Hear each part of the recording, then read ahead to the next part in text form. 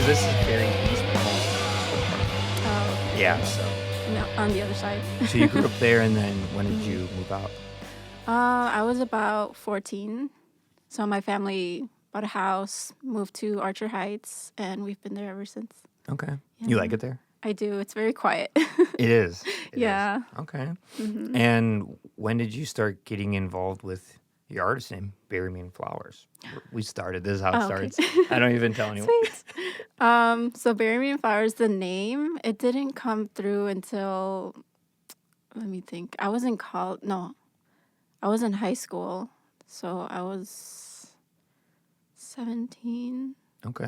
Yeah. Which high school did you go to? I went to Curie. Classic. Yeah. Very safe school. Hmm. No problems at that school. They have so many programs. They got better. The school's got nicer. Yes. When I was younger, you didn't want to go to that school.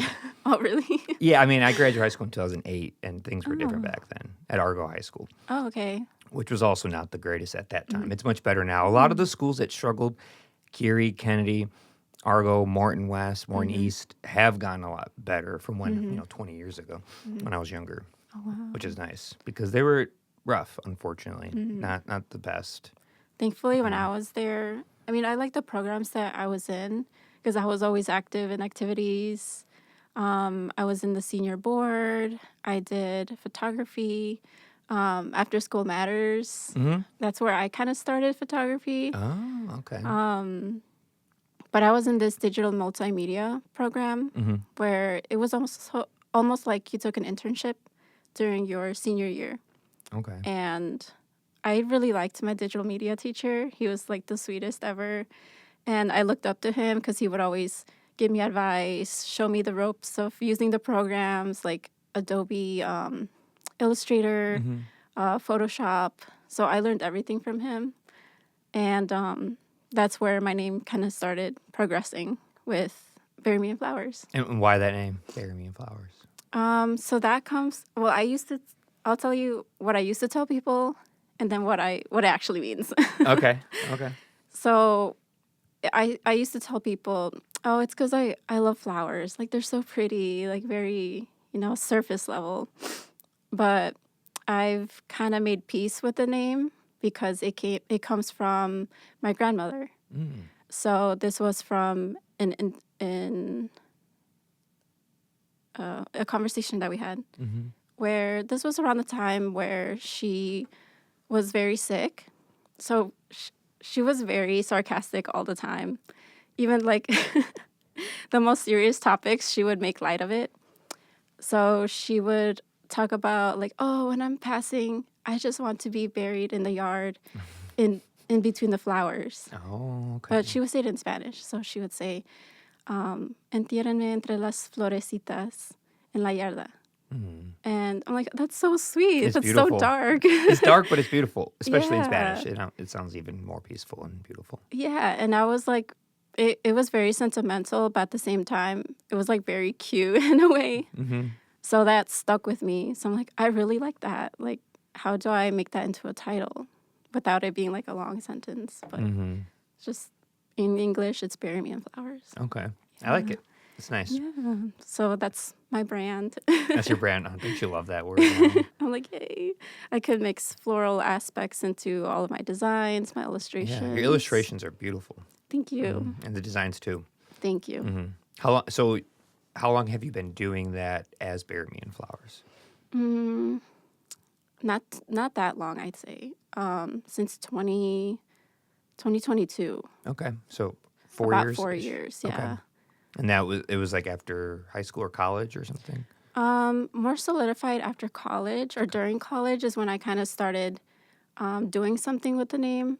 Because I would always illustrate, I would always draw, do something crafty, but actually participating as a vendor, as a featured artist in shows, that didn't start until I was like almost done with college. Okay. So that was What such a did you long time study ago. in college? Graphic design, Okay. Where at? Northeastern Illinois. Okay. Nice. Yeah. Did you like it? I did. Yeah. I met a lot of really great people. All the professors were super great, very helpful, and, making connections. Yeah. Yeah. Okay, so you started kind of messing with art high school, solidified it, refined it in college, and you've been just doing it ever since. Yep, basically. That's cool. But in middle school, I did do some arts and crafts here and there. But, as I grew older, I started focusing more on my art. Okay. And do you do anything else? Do you play any music or any other forms of art? Is it more like just photography, illustration, drawing? Photography, illustrating. I like to make resin crafts into hair clips. What is that?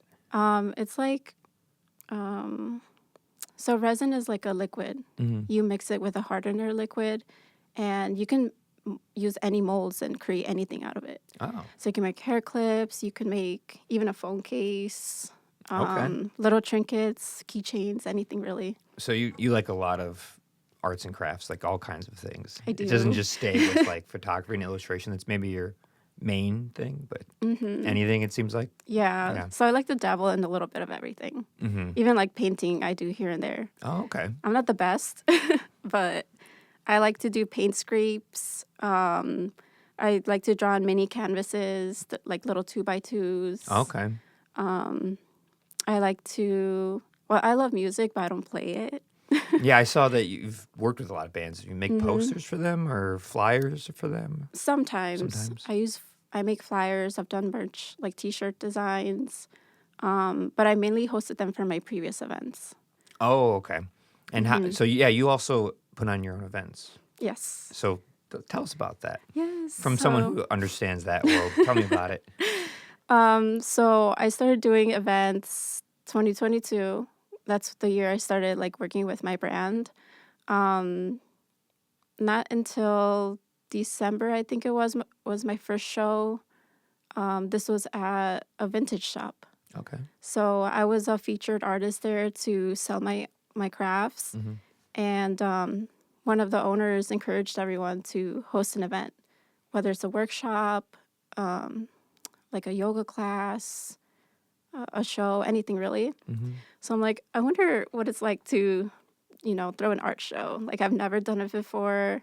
I have no experience, but I kind of want to do this. So I reached out to her and asked if it's okay. And she's like, yeah, totally. Like very, motivating of it. And she's like, go for it. And I'm like, okay, how do I start? I'm like, who do I reach out to? I don't know anyone that does music. Well, I did at the time, but they were like not set on a band or anything. So I would do my research and reach out to local artists. Like, can I share your artwork? Do you want to work together? So I kind of did my research on social media and reached out to friends that had a little more experience than I did. So I just started piecing things together, and that's when I threw my first show. Okay. And how old were you when you did your first show? How old? What was I? 26? Okay. Yeah, I think it was 25, 26. Okay. Yeah. And you never did anything like that, but so where did you go? Like what kind of advice did you get? How did you go about like doing that? Just for people who are listening that might be interested in doing their own events and they want some advice. Well, it depends on the venue, I'd say. At least in my experience from what I know. That venue was okay with having music as long as it's not past a certain time Yeah. because of city ordinance, Yeah, I sound want to ordinance. say. Yeah. It's usually 10 Yeah. p.m. And depends if you have a special permit. You could probably do it later inside. Outside, it's always 10. You can't go Right. past 10 outside. Yeah, I always wondered about that, but I don't know too much about it. I know too much about it. I'm sure you've had a lot of complaints after 10, huh? At my old place where I did my festival in Hickory Hills, I kind of ran that town and that neighborhood after my family was there for 71 years. Oh, wow. And I was there for 32 years. So it was pretty easy to kind of get stuff done. But it was a long time of like creating a community, talking with the neighbors, establishing that they can trust me, the police, other neighbors, aldermen, the mayor, things like that. But it started slow. In the city, though, it's much more strict because it's a bigger safety hazard. I had a big field space. So all the policy, rules, regulations are not as strict out there. Like I didn't have a sound ordinance, which is kind of cool. You just the neighbor, as long as the neighbor didn't complain, so you could technically be as loud as you want where I lived until someone complained, which is amazing. So if you get all the neighbors on your side and they're at your fest, who's gonna complain? Right. You have free will for as late as you want. Yeah, I mean, I would still, as the years went on, I would end it earlier and earlier, like 10:30. Like the first year, I think we went till like 1 a.m. Bad idea. Oh my gosh, really? I was younger. I was 22. I didn't know what I was doing. Outside too, not like protecting the sound inside. Did you have a lot of bands performing? By the end, I mean, we had 40 bands. Oh my gosh. Yeah, 20 each day, 2 days, 40 bands from 2016 to 2022. So 6 years was 40 bands, 2 days, 40 artists like yourself selling or displaying artwork. And a bunch of interdisciplinary artists from all over the country. Same with bands, 50 volunteers, 5 or so restaurants and food vendors. Oh my gosh, Red that's Bull. exciting. Yeah. Yeah, it was pretty crazy. I'm trying to do it again here. So if anybody's listening and has a lot of money they want to invest in me, I promise you I can give you the best festival you've Reach ever out. seen. He has experience. I have enough experience where it's annoying that I can't do it because I just need more money. I can't do it the DIY way anymore. It's too much. It's a lot of time and effort, I'd say. Time and effort, and you make nothing. Yeah. So doing that for 10 years was the best thing ever, but it's very difficult to keep doing it that way. Not feasible, no longevity. But with some investment, with what I did and what I know, I can do something I don't think anyone's ever done before. But I'm waiting for that moment. Yeah. But this isn't about me. Let's talk more That about. sounds really cool. Yeah, I'm excited. Every my band gosh. that I meet and I talk to asks, which is beautiful and also extremely depressing. Oh no. Because for the last 3.5 years, hundreds and hundreds and hundreds of people have asked me, like, when's it going to happen? When can you play the fest? Can we play? Right. And I'm like, I'm trying to do it in Chicago at a park. It requires a lot of money. It takes a lot of people to make it happen also. You got to know the right people, hookups. You got to talk with the police, the mayor, the alderman. And it's very serious with them. It's not like where I lived. I can just like go to City Hall and be like, hey, got to talk to the mayor. Here, sure. you can't do that. So, but I've been doing a lot of things to get into this city and get connections and figure out how it works, you know. So you started just reaching out to bands and artists. Did you have like some friends that kind of were in that world? You said you did, kind of helped you out. Yeah, I knew some people. We weren't like very connected, but I just knew that they played music. Okay. So I was just like, I mean, the worst they could say is like no. No, So right. I'm like, no hard feelings if they can't. Yeah. So I kind of had to step out of my shell at that point because I would have never like reached out to people like that. And I didn't want to feel like I'm intruding their space either, just by randomly asking. So Very nice of you. You're not. So I was like, You were younger. so I was taking that into consideration also. So yeah, I just asked like, hey, I'm putting together this event. It is my first time, so I only know this and this about putting this kind of event together. Like, are you interested? And that was like the gist of it for at least the bands. In terms of the artists, I did know a good amount of people who created art since I grew up around artists all my life, basically. Okay. So that was a little easier because a lot of people, well, at least the people I reached out to, just wanted to share their art. So I'm like, okay, I have this space, I have this opportunity. Are you willing to share your art with us? And most of the people said yes. Yeah, So I it was turns out people grateful. don't really say no. When it comes to like, especially art display or sharing, most people don't say no to that. Mostly because they have to pay a lot of money when they are at events to get a table or a tent. Oh, right. You know, Yeah. to rent a tent or a table at like a fair, it might be $500. So if someone's like, hey, come to this place for free and just set up your art, most people are like, okay, I mean, I might not sell anything, but at least I don't have to pay anything and I can Yeah. promote it and meet Yeah, people. exactly. Most people don't say no to that. Bands, you have a harder time with as they get more popular. You can't just think they'll say yes just because you asked. You know, Right, it gets yeah. tricky as they get more popular and bigger numbers. And I've learned bigger bands request like a certain amount Amount of what? of pay, Yes, they do. like a minimum of this. Yeah, bands But- require that. It depends on the band. There's a lot of tricks. I have always offered to trade because I have a lot of things I could trade. Mm-hmm. So, like, there was a mariachi band I worked with, and I was like, "Oh, if you want to do 2 videos, come to my studio. I'll do 2 videos for free for you if you play like my cousin or my niece's birthday for like an hour, Oh, something like that." Because sometimes they yeah. charge $500 to $1,000 for an Mm-hmm. hour. You probably know. Wow. You didn't know that? Not for mariachis. Yeah, they do. Like for the whole group, it's usually like Right. $100 a person. So if you have All right. And 5, it 6, is 7 people, 8 a people, larger group. Yeah. larger group, Mm-hmm. custom style of music that you can't just like wing Mm-hmm. and find somewhere. People have to know it, Mm-hmm. the outfits, those instruments, all that. But you can, so I've been able to find creative ways of trading, or to be honest, because of doing the fest for free for so long, I think a lot of people noticed, so that a lot of people just hooked me up because Nice. I did it for so long for free. Yeah. And I think people appreciated it, and I'm grateful for that. It's a fun thing to have those connections and hookups and trades instead Mm-hmm. of exchanging money, Right. but can't live like that forever. Things Right. do cost money eventually. There comes like a line or a certain time where it Yeah, starts to shift a little bit. yeah. And I just trying to find a way to make it low, the price, still Mm-hmm. fair for everyone so we can keep going. Mm-hmm. Because younger bands or smaller bands or bands that are starting out don't have a lot of money, don't have enough reason to invest in doing something, recording something, or filming something. They're not popular enough yet. So Mm-hmm. finding ways to trade or be patient or finding unique ways of still collaborating or working together is Mm-hmm. helpful. That's free advice for everyone. I'm like, wow, this is like a wise piece of advice. It's hard though. You have to be willing to like not get money for the work you did, but you get something Mm-hmm. out of it. Maybe you got a meal, then they put you on a guest list for a show, and you met more people there and gained more clients. Like it's weird things Mm-hmm. like that where there's no exchange of money, but you still grow and gain something out of it. Yeah. The balance is knowing that fine line of like what that is and what it looks like, and not Mm-hmm. getting suckered into just doing everything for free. Right. Yeah, And not just saying yes just because. just because. Yeah, Yeah. yeah. So you Interesting. started having bands come in, artists, and where was the first one at? You said it was at a gallery?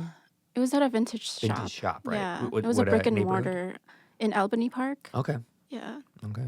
But I think they moved locations. I'm not sure if they have the same name either. Okay. But it was in Albany Park. I did it from like 6 to 10, I want to say, because of the music cutoff. Mm-hmm. I had a couple vendors as well. And those are actually people that I started out vending for. Oh, So I invited them, like switching roles. Yeah. I invited them to be my vendors as well. So it was a good time. yeah. Yeah. And how many events do you think you've done so far? Up to now, well, I took a break. 2023, I don't think I did any events. 2024, I did 3 events, I want to say. But this past year is the one where I've done the most. Okay, And I got to collaborate with people as well. okay. Yeah. It's probably how I found you. I really don't remember how I found you. I really don't. I don't know. Instagram, but like it must have popped up because of. I noticed we had a lot of similar bands I've worked with that you've worked with. Yes, Yeah. So I think that's how it happened. probably. Yeah, I think I saw like a poster or something that they made or had, posted on their Instagram. And I was like, oh, that's interesting. Who made that? I like to find out who makes the posters, not just the people on them, but like where Oh, it came okay. from. Yeah. Yeah, because it's like, you read it, you see another band, you see another band. But I want to know Right. the other artists that people don't see, Right. like Behind the yourself, scenes. the quiet ones.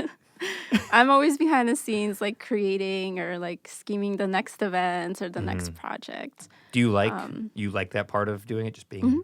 So how do you wrestle with doing events? You have to be the face of it, but then you like to be behind the scenes. You can't really be behind do. the scenes if you're doing events. Right. So how do you deal with that if you don't really care to be in front of things, in front of the lens, the camera? I know. This is The my mic. first podcast.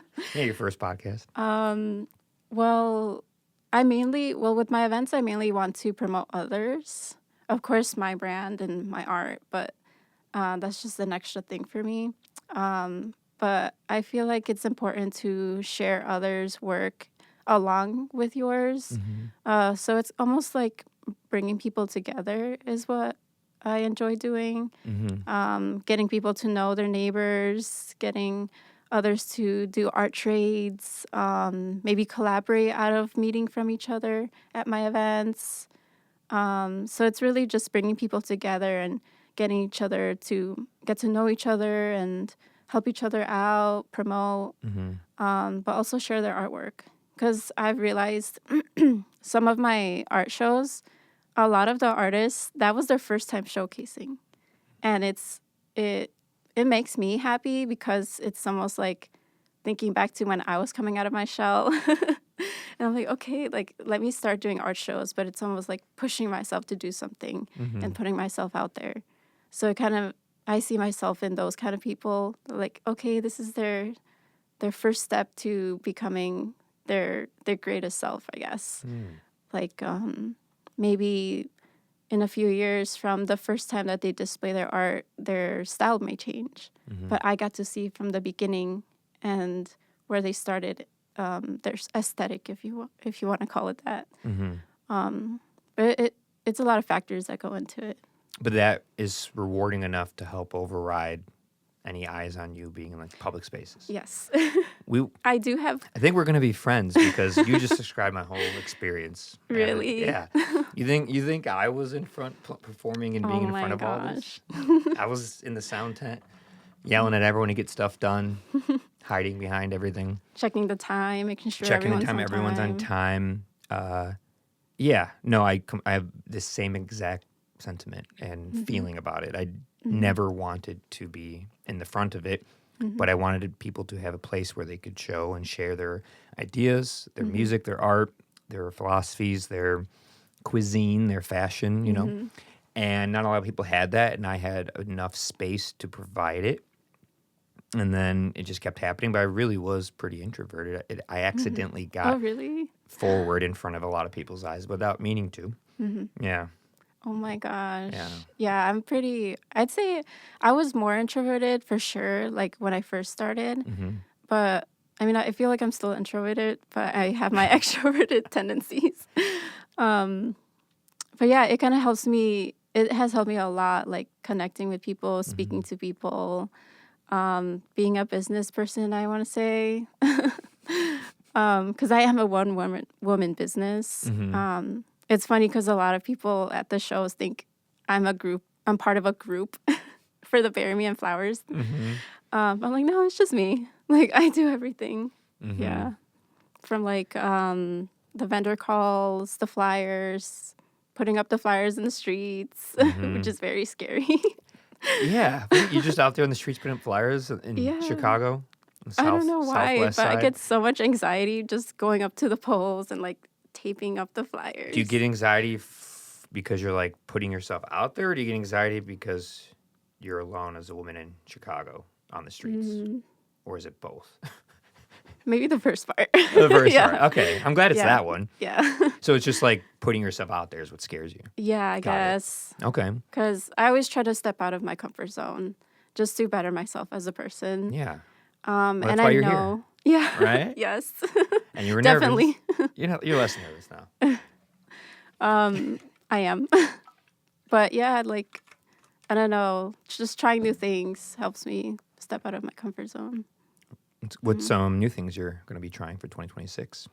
I want to learn music again. Okay. What instrument are you trying to learn? So I used to play acoustic guitar in high school, but I kind of stopped once I started college, mainly because it was a lot of more work. Okay. But yeah, I want to get back into it, but this time I want to try bass. Bass. Okay. For fun, though. Yeah, just for fun. You want to start a band? No, I don't think so. Who knows? Maybe in like a few years, but it's just for fun. You don't want to play in front of people? I don't think so. But you already got used to being in front of people, so that could be how you can start playing bass in a band. You didn't realize that this has been getting you ready to do that. Maybe. It's like scheming a little bit. Bass is fun. I play bass and guitar as well. Oh, but great. Yeah, it's easy. Like, if you need any advice or need anything. I need to learn how to read notes again because I forgot. It's I don't know. not too hard. And if you're just sticking with bass, the 4 strings, if you're going to take your time with it, it's not too aggressive. You don't have to learn that many frets, that many notes. Once you just learn the circle of fifths and the scales and the key signatures, it's not that bad. I'd say if you tried within 3 to 6 months, you'd be fine. Oh, really? Yeah.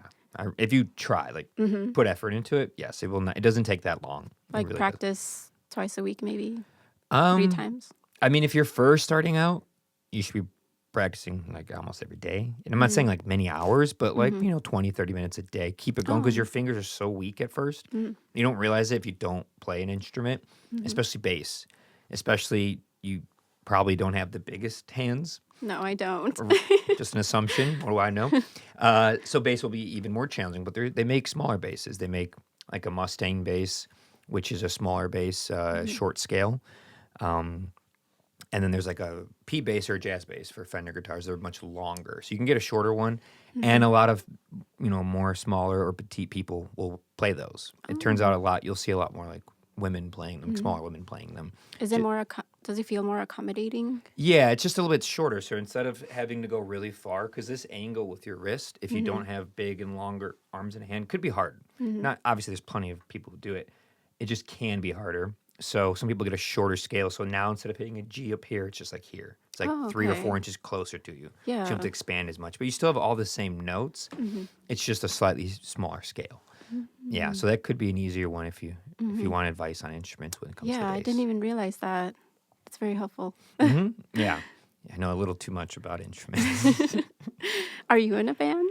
I'm in a band. I'm in a couple bands, and I've been in bands for 20 years. And we just recorded our album last week, and it should be out in, I think we're aiming for June 12th. Oh, that's so exciting. First time I said it out loud. Congratulations. Thank you. Thank you. I'm excited. I've made a lot of albums, but this one is going to be fun. I like this band a lot because it's the first band I've been in where we don't really care at all, to the point where like it's so much fun.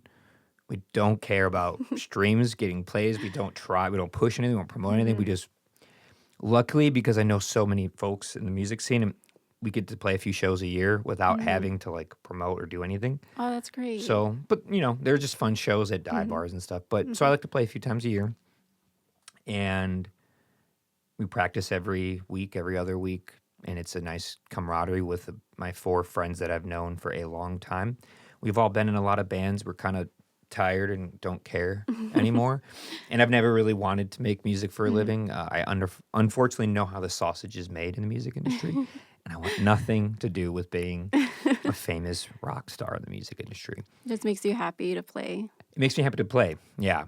And I just like playing with my friends, coming up with songs, production, recording everything, doing all the composition, writing, coming up with the song, recording it, mixing it, mastering it, promoting it, spreading it, putting on the shows for it. Every one of those steps I like to do, except for, hey, like, look at me, I'm a famous musician. I don't care to do that. It's fun to just play it.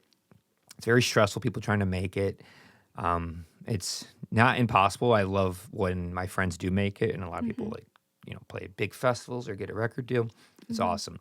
But I'd rather facilitate, kind of like what you do, like facilitate, put on events, put on a fest, have a podcast where I have artists on, and have shows like the one you went to a few months ago in Pilsen. That was really nice. It was nice, right? Weren't they good, those bands? So good.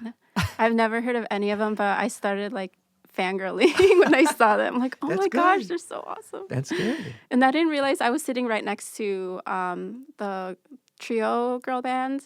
I forget their Devil name. Said Jump. Yes. I'm like, oh my gosh, you're right next to me. Like, Right? I'm They're like, famous. Can you believe it? Oh, man. I remember when I used to feel that way. It was so long ago.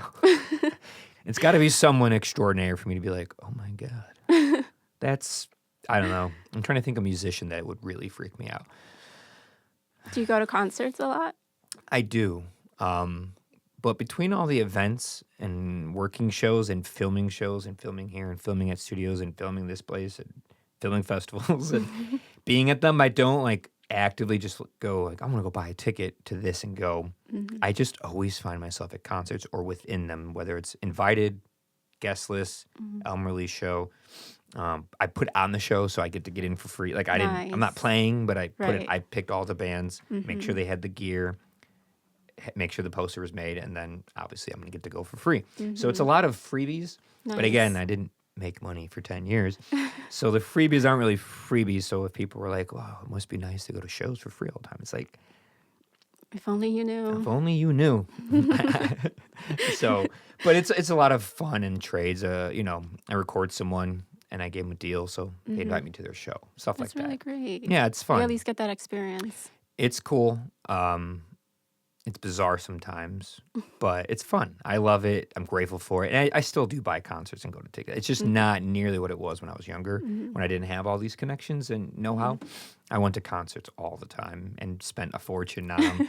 Also, concerts have gotten really expensive, like the bigger ones. Oh yeah, I definitely. probably won't go to one of those ever again. Like, I'm sorry, but if your ticket's over $100, I'm not going to go. I don't care how Right? much I like you. I don't care who you are. Once you get used to the local show prices, Yeah. those Yeah. regular concert Yeah. tickets are insane. Yeah. The bands who can afford to make their concert tickets $100 at like the Chicago Theater, the Aragon Ballroom, United Center, places like that. If people don't like how I'm saying this, then you should tell all of them to band together and undercut Live Nation and Ticketmaster and start doing their own things, because that's the reason why the price is that much. A lot of bands don't want to have their prices that much, but they don't really have a say, which I get independently. But if you band together all the big wig bands, the Taylor Swifts and the Beyoncés out Oh there, my and the Kendricks and the goodness. Drakes, they'll never do this because they love their billions. But if they band together, we can get out of the problem of Live Nation and Ticketmaster inflating these prices. Yeah, their fees are insane. It's absurd, and it's a monopoly. It's, what is that, an oligarchopoly? That's my other fancy. I think that's how you say it. It's bad. It's really bad. That's how I feel about it. So I won't buy those tickets. I don't care if I love them. It's my favorite band. I'd be like, no, I'm not going to support you guys not standing up and saying something about this problem. So I'm a big fan of the $10 to $30 range. Right. But I like those venues anyway. I'd rather go to the Beat Kitchen, the Sleeping Village, Empty Bottle, Thalia Hall, than go to Soldiers Field for a concert. Those big stadium ones, unless it's free, I am never going to go. Yeah.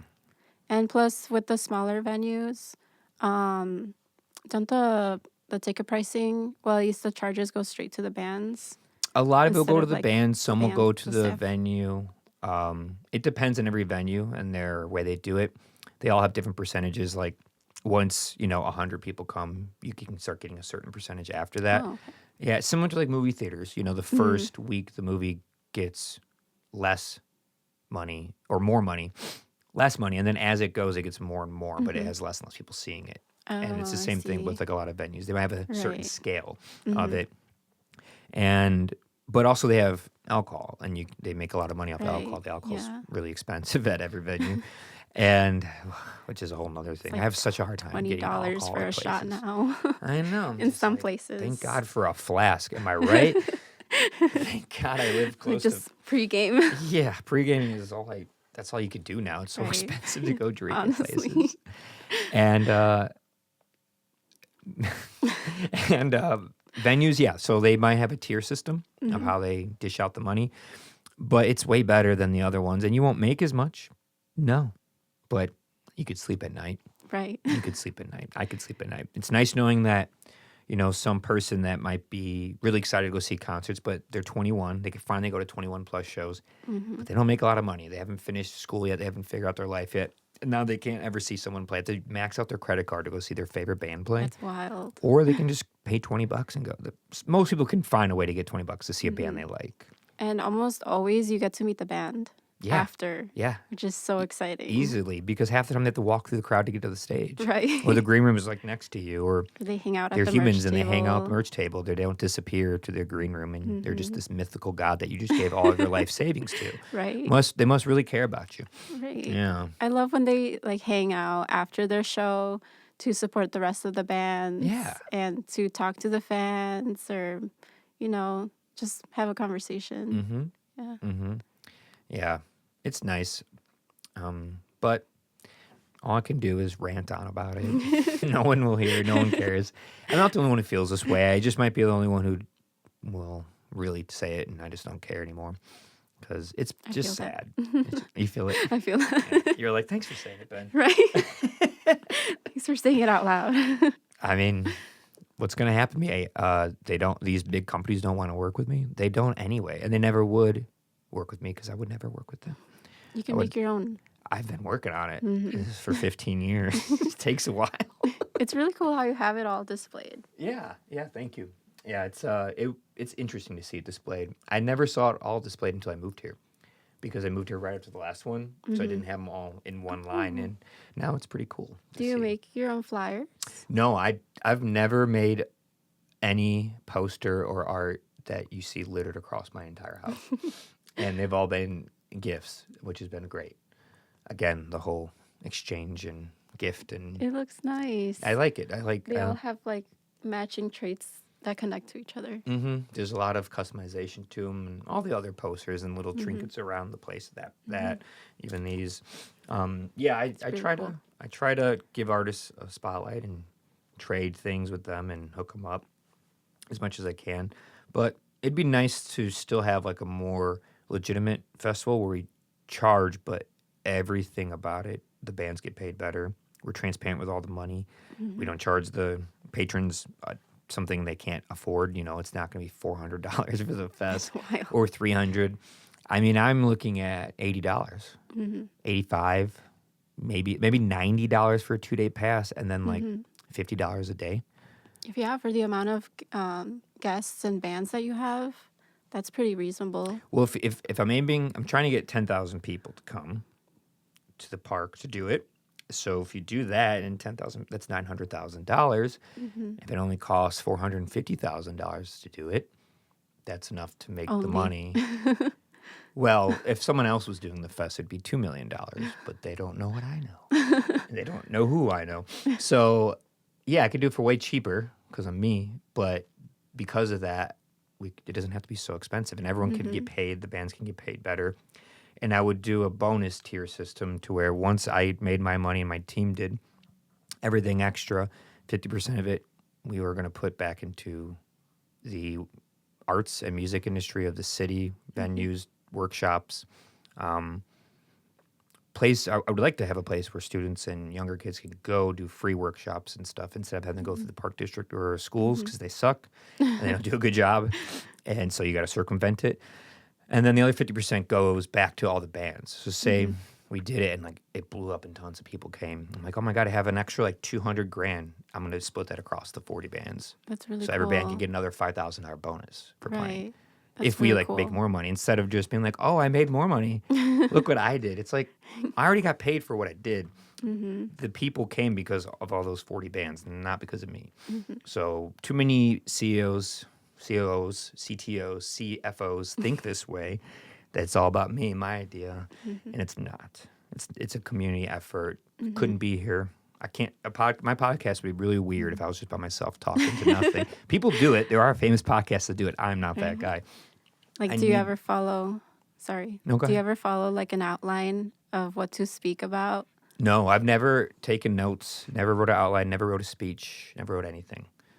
You wing it. I wing everything. Nice. I wing wedding speeches. I've had to do a few.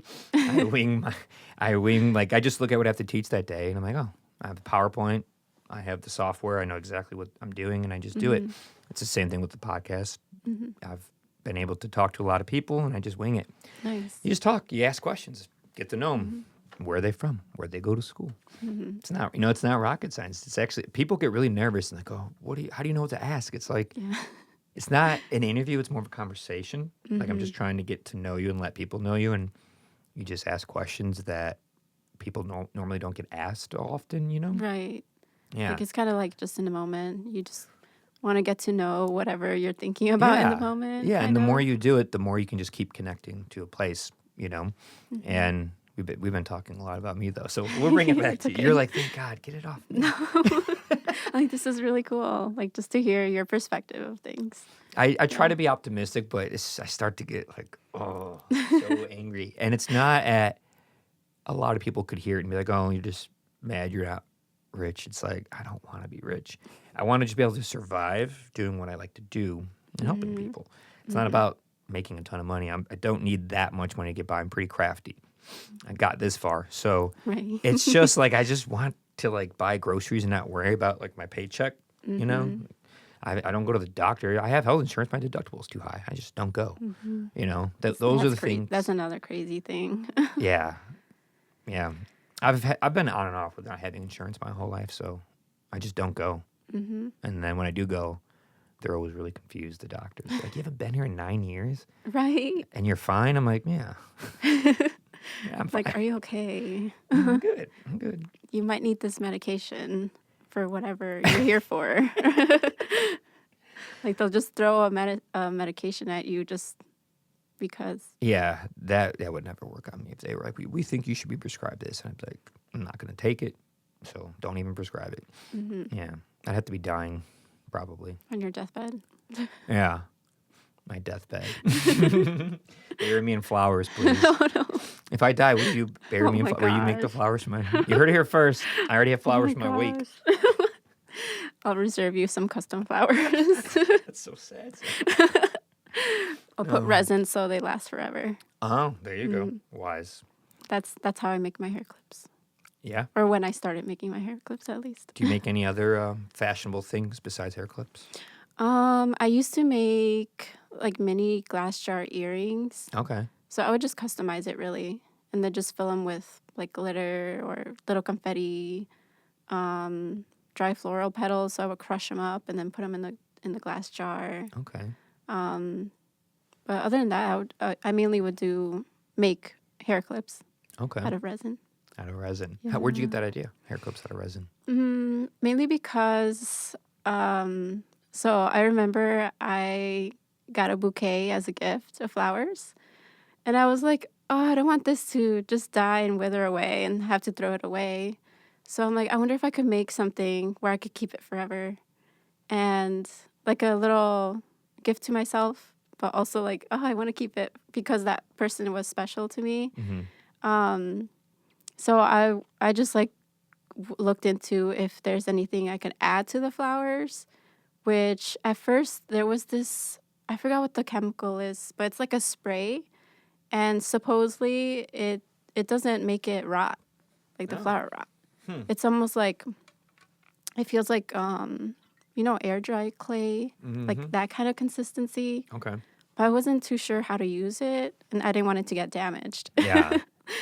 And then I came into ran into this page that specialized in resin keychains, but they used paint instead of other things to it. So I'm like, I wonder if this will work with the flowers. So I would just like cut little shapes out of the flower petals and then piece them together into the mold of the hair clip.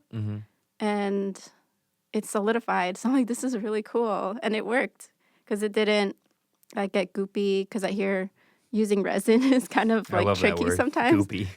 You don't hear it often, but when Like someone says goopy. I'm like goopy, I haven't heard goopy in a long time. It's like very sticky, Yeah. like gross. Interesting viscosity. Yeah. Yeah. Goopy. Goopy. But yeah, like I liked how it came out. So I'm like, okay, I'm going to keep doing this just because I like how it came together. Or I can like customize the colors or the shape of it. If I want a little design, I'll just like move around the little flower petals, add glitter, anything really that I want. And then I started adding charms once I hardened the mold. So I would glue charms around it. And then that's when I just started messing around with it. Okay. And you sell these? Do you? Yeah? I do. Yeah. So whenever I vend, I try to make custom ones for the shows that I'm part of. Oh, okay. But lately, I've seen a lot of people that, well, I really like Hello Kitty. Yeah? So I've seen people that were more into that because that would almost sell out Really? every time that I would do the vending shows. Where are you vending? Where do you normally, or like where have you vended? Give us some examples of this style of places you're at when you vendor. So it's almost always different. Okay. Sometimes they're at, well, I think the recent one I did,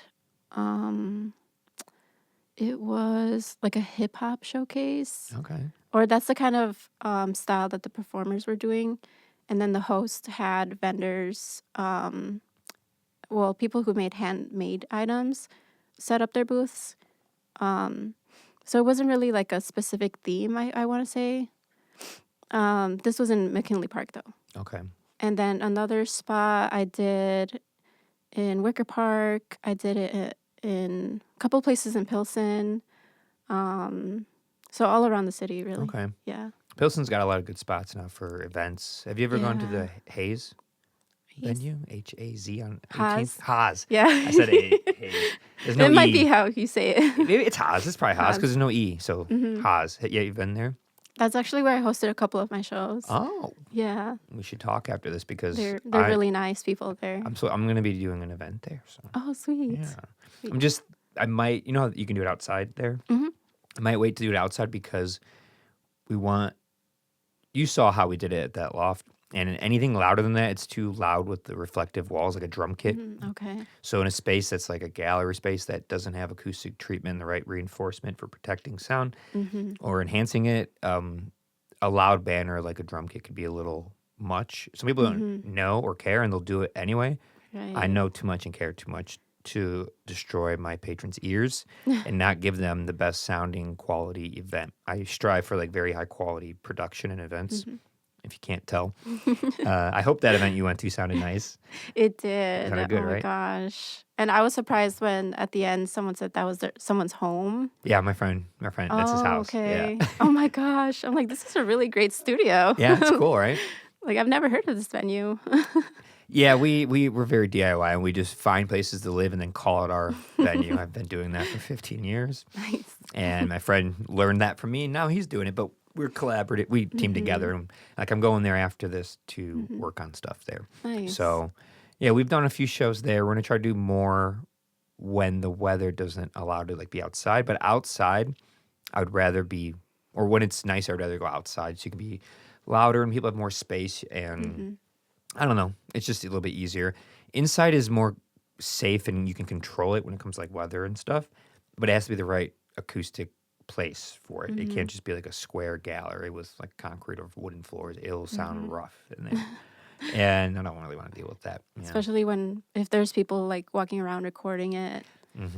So that I feel like that might sound different too. Yeah, if you're trying to record it, which we record every event we do, the acoustics is a big problem if you don't have it right. It's not easy to deal with.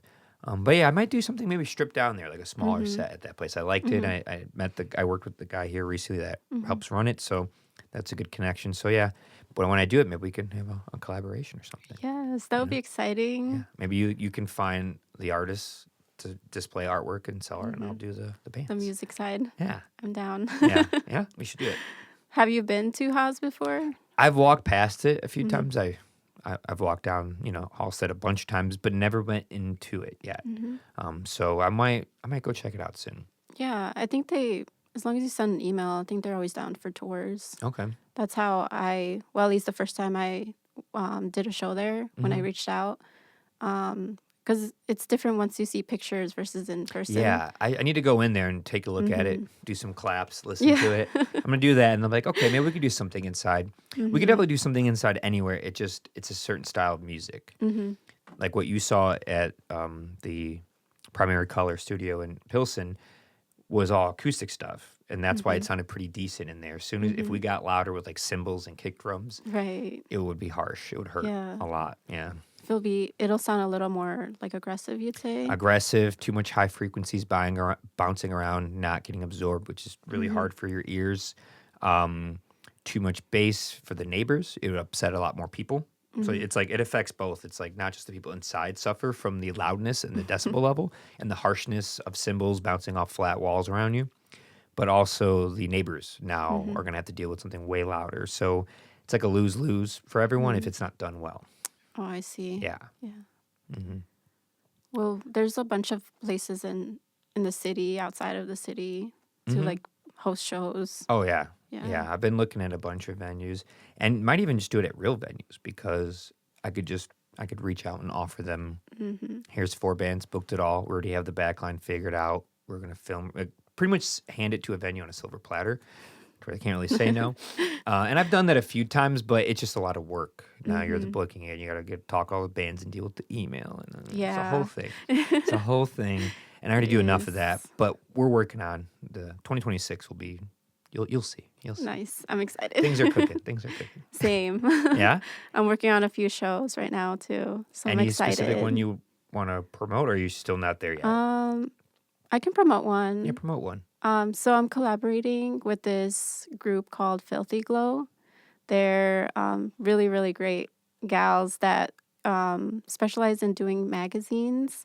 So they, just like yourself, they interview bands, promote local artists, Okay. basically just supporting the community in the creative community. So I'm collaborating with them and with La Mariposa Thrift. So we're working on a fashion show Oh, okay. in March. Where's that at? That store you just named. Where's that at?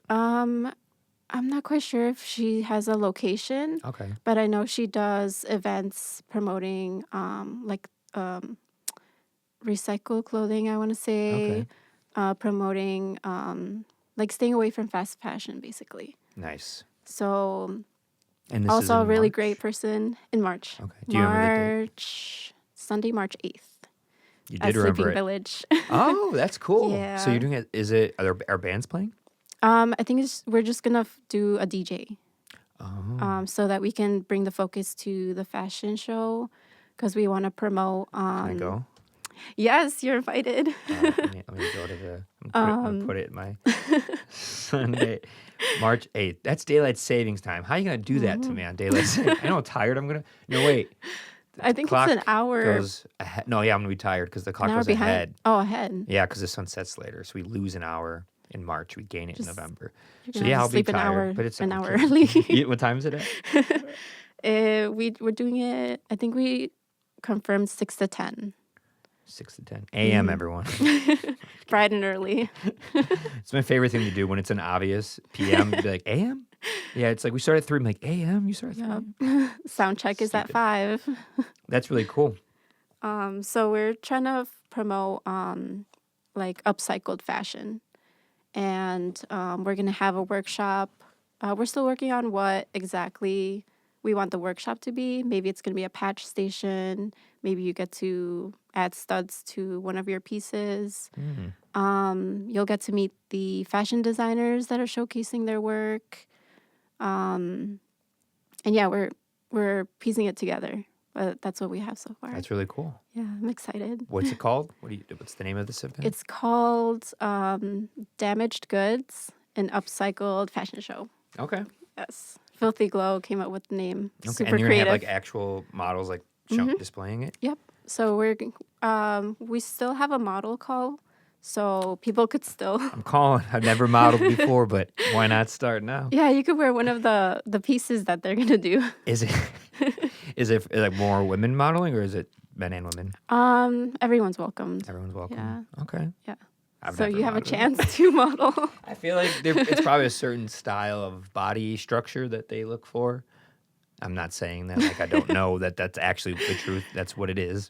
I don't know if I have that body structure. I think I have too broad of shoulders. You know. Well, it can be customized. Oh, okay. Yeah. I could get the more like lumberjacks fashion stuff. Like if you're in the outdoors and cutting down trees, and that's me coming out. I think someone's gonna do like custom accessories too. Okay. So we're trying to get a little bit of everything to have variety. That's awesome. Yeah. Cool. Our first fashion show together. I've never been to a fashion show. Really? Yeah. It's super exciting. Well, it's almost like the events that you go to with music and stuff. It's just a different format, I'd say. Yeah. Yeah. But it's super cool. Yeah. And you get to meet a lot of people. Yeah. Are you doing it by like the bar area or you're doing it in the venue area by the stage? By the stage. Oh, Yeah. cool. So how's that going to work with how the setup? Are they going to like go down the steps and like they go across the stage? From the layout that I saw, that we discussed, so they did say there was like a staircase. So there's like a square area in the middle of the venue. So we're going to try to have the models walk around there so people can view it. Huh. And nothing's like obstructing your view or anything. Yeah. Still working on confirming the layout, but that's what we have right now. Have you been there? I have. Yeah. Okay. It's a cool spot. It I've is. seen some bands there. I've been there once, but You who remember knows who if you it's saw? different. That was years ago. Oh, years ago? Okay. I have no idea. I forgot all about it. It's a cool venue. I like it a lot. That's awesome. You got to do that. Congratulations. Thank you. That's awesome. Hope to see you there. Yeah. It's on a Sunday, daylight savings. I'll Just make sure I sleep set early. my clock. Yeah. No, I love that day because it's like you wake up and you go to, in the afternoon It's like the sun goes down at 7, and you're like, oh my God, thank the Lord. Right. Finally have daylight. And it's starting to get much warmer by that point, you know? Yes. Oh my gosh, I'm happy about that. Yeah, you're excited for the next 4 or 5 days. You see I'm what's so coming? excited. This polar vortex. Oh It's my like God. the high is like 18 degrees for like the next week. It's Oh like my the warmest. gosh. I don't even look at the weather anymore. I'm like, I'll just prepare for the worst. Yeah, I mean, it's funny though, because when it gets this cold, you kind of do have to look at it, because if you go out dressing in the winter, but for like 30 degrees, but it's negative 20, Right. you're like, okay, I really do need to like throw on 2 extra layers, you know? Right. Yeah, when you have the extreme cases, it's like, oh, those are the days you got to pay attention to the weather. You don't want to underdress and go out for work or something and it's negative Right. 15 degrees. You have your ankles out. Yeah. No Yeah. gloves. No, it's the kind of cold that just, like, things stop moving. Your muscles just like tense up. You can't do anything. Everything freezes. Your face burns a little. Yeah. Oh, yeah. My face is pretty. Is my face red at all? It's pretty red from. I keep walking in the morning in this cold for 5 miles. And my face is getting really. Oh my I'll come back and like, gosh. my face is so red. So Yeah, it's that harsh wind. the wind. Yeah. Monday was bad on Martin Luther King. I was at the top of the hill at Palmasano Park on 28th in Halstead by a quarry where I keep seeing coyotes. Oh my And gosh. there's a lot of coyotes over there. They're everywhere now. I keep seeing them. That all my TikTok is all the bands I work with, and then coyote videos. That's where I put them because I keep That's finding your For them. You page? Coyotes? For You page. I don't know anything about what that means. Like your feed? Oh, that's what that means. Your feed. Yeah, just my main feed. Yeah, it's the band, like the clips. Like you will be a clip on there. Like this will eventually be a clip. It'd be funny if I put this clip as the clip that's on there. Oh my gosh. Very meta, right? Inception. Inception meta world. I would do that, and then when I go on walks, I find coyotes, and I post gosh. those. And the first 2 went Bridgeport viral, which is hilarious. Like everyone in Bridgeport, like it got 78,000 views in like a couple Oh my days, and like gosh. everyone around Bridgeport was like, "Where did you find that? Where is it at?" Like, where is And I'm like, it? "You guys need to get out of this little town. You are in Chicago. Quit worrying about Bridgeport so much." Yeah, They always hang out by the train tracks, yeah. or at least near my neighborhood. There's a lot of coyotes in Chicago now. Be careful, little kids and little animals. If you have a small dog or a cat. Right? Your pets? Yeah. Poor things. Yeah. I know someone who, a friend of mine in Burbank. Do you know where Burbank is? They were by like, I don't know, 87th and Narragansett. And they were walking a dog. It was like her uncle was walking a dog, and 2 coyotes attacked him and killed the dog and hurt him. Oh my gosh. That's so sad. I know. I was like, oh, they're for real. Like, you can't. Like, They're that was an aggressive. adult man, and he still lost the dog and got hurt. Oh my gosh. Yeah, they're intense. They're really smart too. In my old house in the backyard in the winter, maybe during COVID, maybe it was like 5 or 6 years ago. We had this big dog. He's still alive. Bo, the dog. He's like 120 pounds, like this tall. Aw. Best dog ever. He was outside. We'd just let him roam around and play.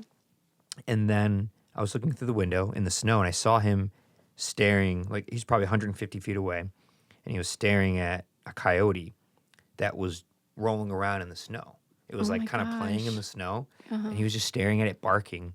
And I went out there with a bat, Oh my and I went like towards him, and the coyote was just like playing, and he kept going close. It was like luring him in. So it was That's tricking him crazy. to come play. So he kept getting lured to go closer and closer, and he got really close. And I ran up with the bat and screamed, and the coyote ran off. And it's into hunting mode. And I went and looked up online like what that is, and I guess that when that happens, they send a coyote to look playful and innocent to lure the dog in. But when that's happening, there's actually coyotes hidden everywhere, circling. Oh my gosh. And they're that's getting so ready scary. to go in and get them. And I Is didn't that know what you that. saw? I didn't see them. They must have been because they hide and wait for the my right gosh. moment. So you don't know they're there. And I was by a bunch of forests and trees. So they were probably just laying in forest and just hiding, looking, seeing and hearing what I can't because they're coyotes. And as soon as I scared one away and went back with them, I think they got away. But if I didn't do that, who knows? 6, 7, 8 coyotes might have surrounded him and tried to kill him. That is so scary. Yeah. I was like, What if you were by yourself too? That's another thing to be careful about. yeah, I've seen them trail after people in the forest. Maybe I'm like a long stretch down a forest over by like 90 Ridgeland. No, LaGrange and 87th Street, if you know where that is. I in do not. Palos Hills. Oh, At Palos. the forest preserves over Oh, by in okay. like Palos and Orland Park and Palos Heights and Yeah. Palos Park, that whole area, southwest suburbs. There's a lot more critters out there. So many coyotes. There's been coyotes there my entire life. Where I grew up, I've been seeing them my entire life. Never saw them in this city until later. But I was watching people walk down. It was like a 2-mile stretch, this path. And I saw people maybe like 1,000 feet in front of me. And I saw 2 coyotes come out of the forest, get on the path, and just walk and follow them. Oh. And it was a guy with a kid, like a little Oh kid. my God, that makes me nervous. A guy. And they were just slowly like kind of ducked down and just creeping behind them and getting closer and closer to them.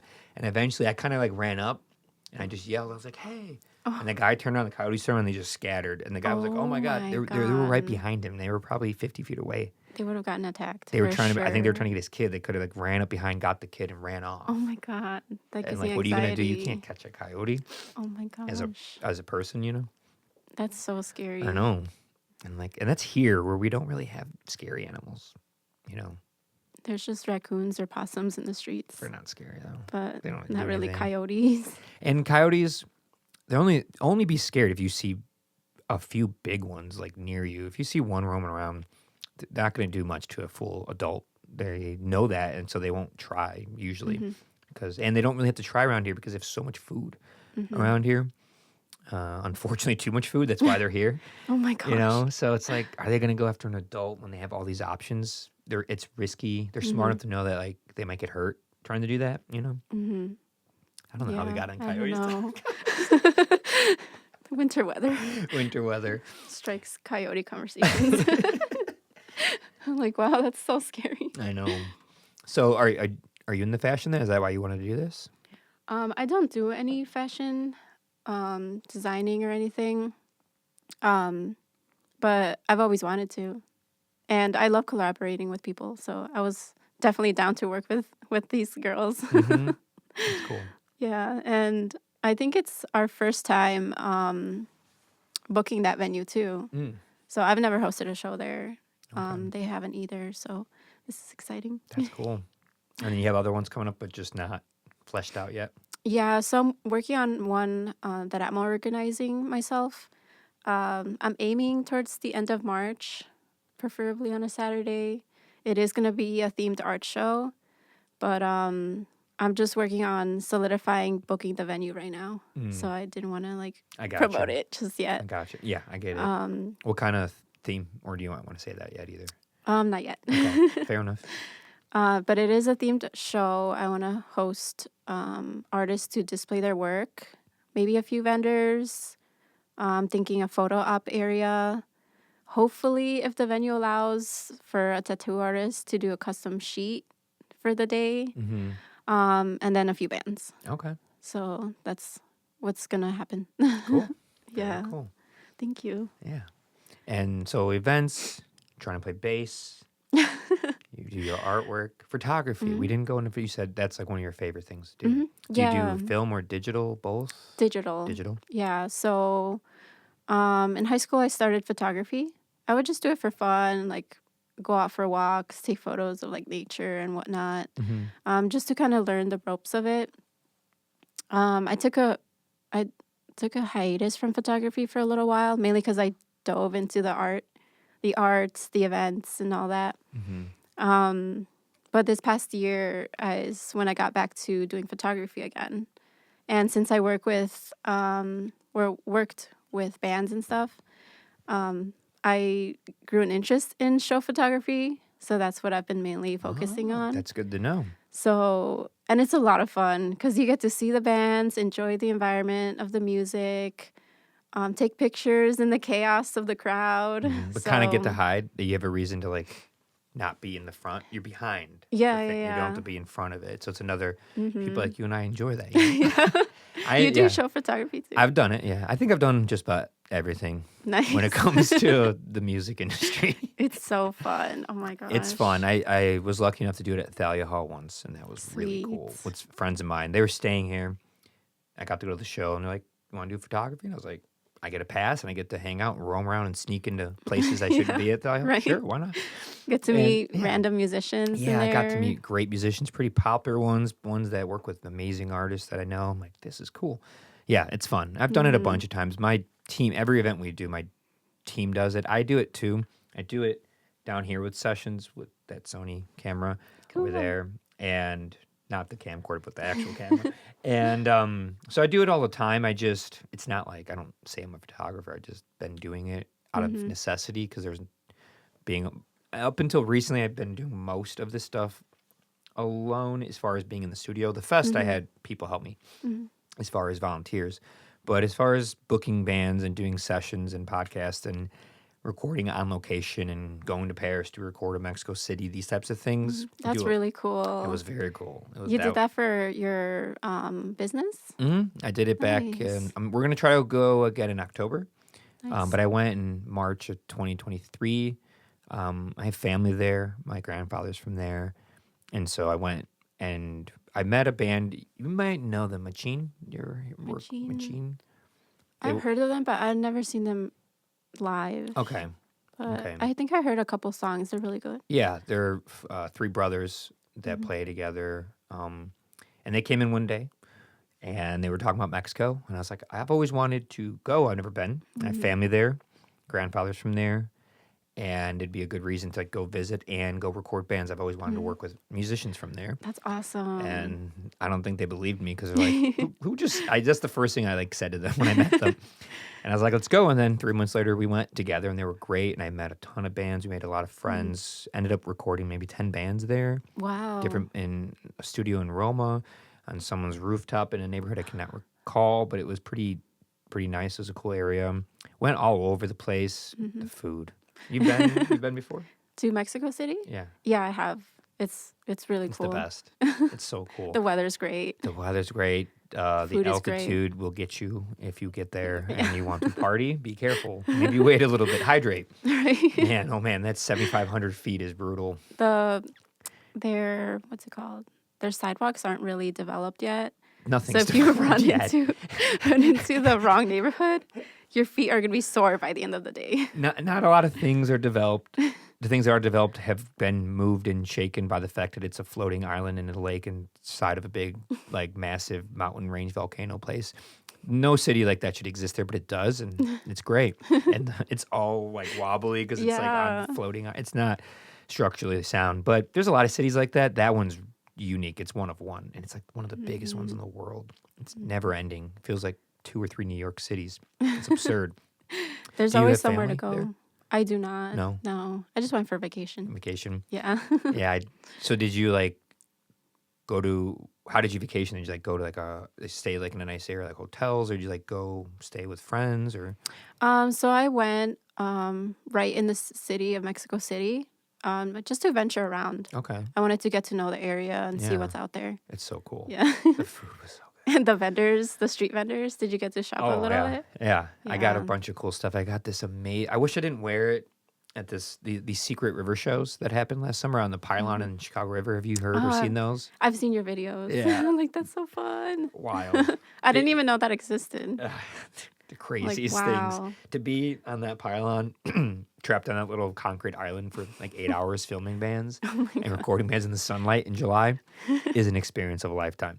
But I wore a really cool custom shirt from Mexico City that this woman made. It's so beautiful. It has beautiful color, flowers and stuff. And I'm an idiot, and I wore it that day Oh no. because I'd like to be fashionable. Were you scorching? No, I nearly ruined. I got so muddy because it rained, Oh, and they threw a tarp. no. They handed me a tarp, and the tarp was covered in dirt. And when dirt meets rain, it turns into mud. So it was covered in mud. And this amazing canvas, beautiful shirt cost $20. It was all handmade. It should be $200, Oh my god. but it's Mexico City. So I cleaned it a lot. It's not so bad, but it has that kind of brown stain around the neck a little bit, and kind of around a little bit more brown. I'm Yeah. sure I can get it professionally cleaned or something. But yeah, You can that's what I tidy thought it up of. a little bit. Yeah, now I know if I film on a pylon ever again, wear crappy clothes and don't try to look fashionable. It's Oh my not worth it. goodness. In the middle of July. In the middle of July, in the sun, just I think I put on 20 layers of sunscreen that day. It was horrible. I felt like a cake. I think Felt that's peak frosting. summer. I had no shade. I was just stuck in perfect, Oh my 90-degree sunlight the entire day. Wow. From 11 a.m. till 8 p.m. Were you right on the I was on the concrete Little pylon islands? filming, and recording and helping the bands on and off while my team was under the Belmont Viaduct in Oh the my shade filming with their cameras. Chilling. And the other 500 people in the crowd got to do that, and I was suffering up there. Oh, It was no. great. It was fun. I'm glad I got to do it because nobody else would do that. So I was like, I'll do it. Are you the main organizer that does those shows there? No, my friend Lawrence Tome, he does it. He played the last Easy Fest, and I've played other shows with him. And then a friend of mine knows him really well. So last year, I noticed them happening over the years, but I was just really busy and I just didn't have time. And then last year, I was like, you know what? I noticed there's not a lot of good, high quality like audio and video to represent this really cool event. So I just reached out to him. I was like, hey, I'd like to come and just set up shop and do the audio and video for the event. Just a recording, not the live sound for the crowd, but just the audio and video for the videos and recordings, which is a lot of work. You have to split the audio. You have to have a digital Zoom recorder that can handle all the tracks. There's a generator that's loud. It's really risky. People have fallen. Oh my I lost a battery to goodness. the water, an expensive Sony battery. Have you ever seen someone fall I in saw the someone water? fall off a boat into the water, not off the pylon, but during the Secret River Parade, which was Oh my crazy. God. A guy, I have a video of it too. A guy fell off the boat into the water. Poor guy. It's hard. It's risky. It's hard. The concrete is on a slope. It's pitched, so water can run off of it. So the whole time you're kind of angled. Your feet are angled. So as I'm like Really? filming, my feet are on a slope, which really hurts. So isn't that more prone to you falling Yes, off? it is. Yes, my it is. But I never goodness. fell though. I don't fall. I knew I wouldn't fall. I was like, I'm not gonna fall. I won't let it happen. Did someone drop their instrument in the water on accident? I didn't see that. The generator got lost once. Oh my The key is to gosh. tying things off. So I brought gear. I would tie it off. I brought a backpack. I wrapped it around a pole. So even if someone kicks it, it can't fly into the water. It's stuck. Oh. So you tie things off. You use cables to tie things off. Speakers, you tie them off to anything you can. That's a good way to do it. And most of it is confidence, just in your head. Most people are scared. People would go up there and be very nervous. Wow. And I would just be like, I'm not nervous, and I've been up all day running around with way more expensive gear than you. Right. And then they're kind of like, you got a point. I'm even overthinking. I'm like, you just got to sit here and play. Don't worry about it. Maybe Like, I they're promise you. claustrophobic. Yeah, it's like a weird claustrophobic. It's a strange thing because it almost feels claustrophobic, but it's complete open air. Like there's plenty of Really? space, but it's only 14 feet in diameter. So Huh. you're stuck on a 14-foot in diameter pylon. So that can feel kind of claustrophobic, but you're also 8 feet above water, and then there's like hundreds of feet in every direction of open air on a river. So it's like very open and freeing, except you're trapped on an On island. the little You can't circle. go anywhere. It's uncomfortable. So it almost feels claustrophobic, but it's outside and it's open. Interesting. Yeah, it is weird. It is weird. I love the whole DIY aspect of it, though. Yeah, it was Like you would have fun. never thought you're gonna perform in the middle of the No, the water. I never thought I would be a part of that. It was really cool. I loved it, enjoyed it. It was stressful and hard and intense and dangerous. Oh my And I was gosh. extremely sore and beat up afterwards and cut up and stuff, but it was fine. Was that your first time? Yeah, my first time doing it was last year. We did 4 of them. Some more of those videos will be out soon. And then this year we're doing a lot of our own events as well. So I might do like 1 or 2 again. It's just a Sweet. lot of work. Oh my gosh. That day is being out there. I'm like, this is. Wow. I'm like, why do I do this to myself? But the videos are so cool. They're one of one. Like you can't get a video like that unless you do what I had to do. You know, the sacrifice. The only videos I've ever seen of those events is from your page. Oh, nice. That's how I found out about it. That's awesome. Yeah. Like, I've So then never the seen idea this. worked because I noticed there wasn't. There'd be like drone shots, but you don't have good audio with drone shots. Yeah. And drone shots are easy because it's a drone. It's You not a just human being. navigate I want to anywhere. be in there. I want to be the human being in there manning the camera. I want to see and feel it. Get those angles. Drones are great. I love drones, but a drone shot is an easier shot to do. I want to be visceral and get nitty gritty. Yeah. And wear your And outfit. my beautiful Mexico City shirt. Yeah. So trying to go back to record more people there. Have you gone to any other places in Mexico or just Mexico City? I've been to Tulum Okay. a few years ago. I think it's one of my favorite spots I've ever been to in Mexico. Yeah. It's just so relaxing and so beautiful. Like even the people are like really nice. The staff at wherever you go is always so like welcoming. I just love the environment. Okay. Yeah. Do you have any friends or family down there? Not there. Okay. Where? So I have family in Michoacan Okay. and San Cristobal in Mexico. Okay. But I always venture around Mexico Yeah. just to explore. Yeah. I just love like solo traveling to get to know other places outside of Chicago. Oh, so you solo travel down there? Okay. That's exciting. It's so fun. So you'll do that, but you're nervous about like, hey, do you want to play my event? But you'll go solo travel to Mexico City. It's different. Yeah, it's a lot more dangerous. That's the difference. It's not as simplified as just roaming around Chicago. I mean, I do my research because I'm more of a person where I plan out yeah. where I'm gonna go, what I'm gonna Okay. do, places to avoid. Yes. Especially thorough. places I don't know. Yeah. So it's not like I just get there. I'm like, all right, whatever I feel like walking around, just do whatever. Mhm. So I'm more structured in that way. Like I try to follow my itinerary. See, I'm not, just how I don't do outlines and write down questions, I don't do itineraries. Only because I feel like if I don't have a plan, I feel like I'm wasting my time out there. I feel the Especially if I'm opposite. going, really? Because my whole life is planned. All I do is plan everything. Oh my goodness. I have, like, say Mexico City. Say we were to go and we're going to do art events there. All I would have had planned out is like, what day is the art event? It's Friday at 8 at that place. That's it. That's my plan for the Really? whole week. If we're going to record bands on Tuesday, where is it at? What time? That's it. So everything else, whatever happens, happens. If I wake up and go for a walk and get coffee, so be it. Yeah. If I go get food at that place, what are we eating tonight? I don't know. Wherever. We're in Mexico City. It's all good. Oh my God. Every place is good. I hate the itinerary thing. Not when people do it. Like, it's nothing personal. Because all I do is follow rules and guidelines and timelines and this and this. Okay. And it never ends.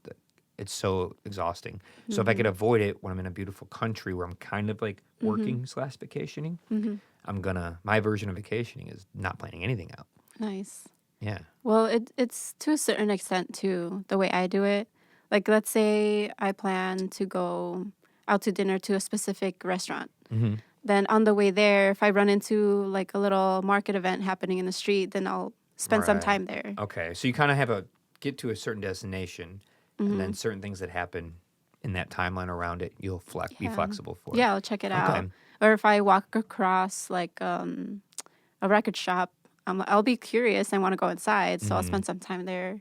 Like things like that. Okay. So I have a set amount of places I would want to go to that I will go to, but on the way there, maybe if I run into a specific person in the street that wants to talk about, what they're selling. Yeah. Because there's a lot of, they call it tianguis. It's like street vendors where they sell handmade crafts and goods. So at least the people I've met out there have talked about their crafts. So I like to ask, questions about that. Like, how do you make this? What material? How long does it take you to do this kind of thing? It's easy for you. You speak Spanish, so it's easy for you. Yeah. Yeah. I'm jealous. never was taught the Spanish. It's unfortunate. Thanks, Dad. It's an easy language to learn, I'd say. Everyone says a Yeah. language is easy to learn. Spanish, at least. I'm still learning English. It's hard out here. Is that not your first language? No, English is my first Oh, language, okay. but did you ever try to learn English when you didn't learn it as a kid because you didn't pay attention in school? Oh my gosh. ADHD and dyslexia and everything else, and you just want to build stuff and go play. Right? Yeah. At least you're building something together, and you can always learn a different language. No, I'm being a dork. I need to get better at Spanish. I've been getting better when I went. By the time I came back, it was weird. I was speaking it pretty well. I was doing everything. Really? I was ordering in Spanish. I was Nice. responding in Spanish. Every time someone spoke to me, I was like, see, here. I'm like, why do I keep doing that? It's like stuck in my head. Then they'll ask like, "Oh, what do you speak? How do you speak Spanish?" Like, where does no habla español. right? Where does that language come from? Yeah, I need to just practice it more. The issue is not having the dialogue, being able to go back and forth with people is how you get really good. You can do a Duolingo and watch Spanish films all day, and that helps. Spanish podcasts, Spanish music. I listen to a lot of Selena. I get ready. Nice. When I start to meet people, I'm like, I got to speak Spanish. I got to listen to Selena and get ready. But you got to really do it. You got to Mm-hmm. sit with someone like this and just go back and forth, and they can kind of give you advice. Like, no, just say it like that, Yeah. And Or so I just need to do that more. you can ask your friends that speak Spanish to only speak Spanish to you for the day. I could. I used to do that. I have a with lot of friends who speak some Spanish. So friends. I need to. A lot of Mexican friends, so I need to start doing that. Mm-hmm. Just be like, just talk to me in Spanish for the day. If I See, look confused, yeah. Just keep going. just leave me. Ignore me. Just keep doing it. I said to my Let dad, me and he be. just won't do it. He's just like, why? I was like, Dad, you speak Spanish. You grew up speaking Spanish. You literally didn't learn English until like 7. I'm like, why are Wow. you doing this to me? He wants to challenge you, maybe. No, he grew up in a rough time where you had to assimilate and be American. Otherwise, yeah, they like, don't speak Spanish. Like, be American, speak English. And I think that did a number on him. And then by the time he had kids, he's like, well, I live in the suburbs now, and they're only half Mexican now, and I don't really speak that except for at work or with my parents. Okay. I heard him speak it all the time to my grandparents, but just kind of never really showed it to us. And I think it's because of that. It was kind of like a safety or defense mechanism for what he was dealing with in the 60s with race riots and segregation and stuff. Right. Yeah. Because I know a lot of people who have parents that came from Mexico after that didn't have all the same pressures and stress. So if people who maybe had parents come in like the 70s and 80s after all that stuff was kind of more figured out and the Mexican population in Chicago got bigger and you Right. had more like Little Village and Pilsen and these areas where there's a lot of people from Mexico City. When my dad was little and when my grandpa came here in the 40s, there was way less of a Mexican population. You were Really? like, oh In yeah, those neighborhoods? oh yeah, in Chicago, Oh my gosh. way less people. It was not big at all. Massive outliers. Now it's one of the biggest populations in Chicago, But yeah, you go back in time, 70, 75 years. No, it wasn't. So you were more, and again, no internet, no one's translating. There's no Google go into the Translate. There's no, library. yeah. It's, if you speak Spanish, then you don't know English, then you're kind of like, you kind of get outcast by the other people. And you're not white, so you don't fit in with the white people. And you're not black, you don't fit in with the black people. We're thinking 1963 here, 1955, like that era. Then you kind of have to assimilate and try to fit in, and the best way to do it is to speak English and not Spanish. This is my I see where assumption. he's He's never coming told from. me any of this. This is me figuring it out by knowing history and Chicago history and Mexican history. I've deduced that this is probably what happened, but he would never say it. Maybe that's where he's coming from, like with that difficulty. Yeah, I don't hold it against him. Like, it sounds like a rough upbringing, so I don't take it personally. I just wish he just... Well, now you can practice together. Yeah, now his brain's fried. He's old. Great. Baby steps. Learn the ABCs first. Did you learn through your parents growing up? Yeah, so technically Spanish was my first language, but I know. obviously I when can you go tell. into school, I could you hear it. speak English. You have a, it's You a think I little, have an accent? it's so you have to remember I've been around Mexicans Oh my my entire gosh, life. that's a first. Really? I've never been told I have an accent. I mean, That's are you cool. hanging out and talking to a lot of Mexican people who have their own accents? And you don't notice it because everyone has them, so you don't know. Not lately. Not lately. No. No, it's subtle. It's so subtle that I could hear it, but I don't think other people would. I just hear a lot. I hear a lot of Spanish. And I hear a lot of people from Mexico and the whole spectrum of like, I don't know any English all the way to like, I'm 100% at speaking English, but I'm still from Mexico. You get little tinges on certain pronunciations, like on the back of the tongue, or it's so subtle, but I could hear it, Nice. Yeah. I guess that's cool. It's cool. Yeah, I mean, it's fine. It's nothing. It's Nice. cool. Yeah, so you learned English through your parents, English through school. through school. Yeah. Okay. And then you spoke Spanish with your parents. Always. Okay. And that's what my Yeah. dad did. But in a different era where you weren't really learning at school or much. There wasn't, again, like internet and stuff to like get better at it. Yeah. Okay. That's Yeah. cool. And I mean, my parents speak, well, my dad's fluent in English. My Okay. mom speaks a little bit, but I try to just only speak Spanish with them so I don't forget the language either. That's a good idea. Because I know. Because you speak English all everywhere else. Right. Yeah. And I know a lot of people that speak only English to their parents, but their parents speak Spanish back to them. Mm-hmm. So, but not because they choose to do that, because they forget how to speak it. Mm-hmm. So, yeah, I don't want to ever lose my language or No. like it's forget to beautiful speak language. it. That's awesome. That's So, smart. like Spanish only in the house. That's smart. Spanish How do you say only in Spanish? Only solo. Oh, yeah. Solo As español. soon as I said it, I was like, that is how you say it. Solo Solo. español de casa. En la casa. En la casa. See, my Spanish is bad. I mean, technically that makes sense. De It's casa. just more shorthand, not as like nice sounding, I guess. Yeah, no, my Spanish is not good. I got to get better at it. It's unfortunate, but I know enough people. I need to practice it more. I do like to listen to a lot of Spanish music and movies. It does help. Oh, yeah. It does help. But again, you got to do it. Otherwise, just listening, it helps. I can understand it well. Like if you were with another person and you just spoke for 30 minutes straight, and I sat there and listened, I would figure out a lot of what's happening. Not like all the details, but I'd figure out a lot of what's going on just after hearing it my whole life, you know? Right. But you I pick up would words here and there. pick up a lot of words, but I wouldn't be able to be like, oh, interject and start giving you a lot of feedback on whatever it is you're talking about, you know? It helps if you watch Spanish films that are well, you can watch it like English dubbed, but it can also translate differently. At least to see what they're speaking about. And then I recommend rewatching it, but in Spanish only with English subtitles. Oh, see, I always just do Spanish films with the Spanish subtitles. Oh, Spanish? You can read Spanish too? I mean, I figure, I mean, kind of, I mean, A little bit. yeah, I mean, I took 3 years of Spanish, and I've been seeing Spanish words my whole life. So I think it's even more helpful because it's like I hear the sounds, I could see how they say it, and I could see how it's put into a sentence. But I could see that flip-flopping being good too, like do the English one, get a sense of what the story and the themes are, and then watch in Spanish, like, oh, I see how that. Yeah. That's smart. Yeah, maybe I I'll try used that. to do that when I don't speak the language, but I used to take a French class in high school. Oui, so oui. to learn, that's what I would do.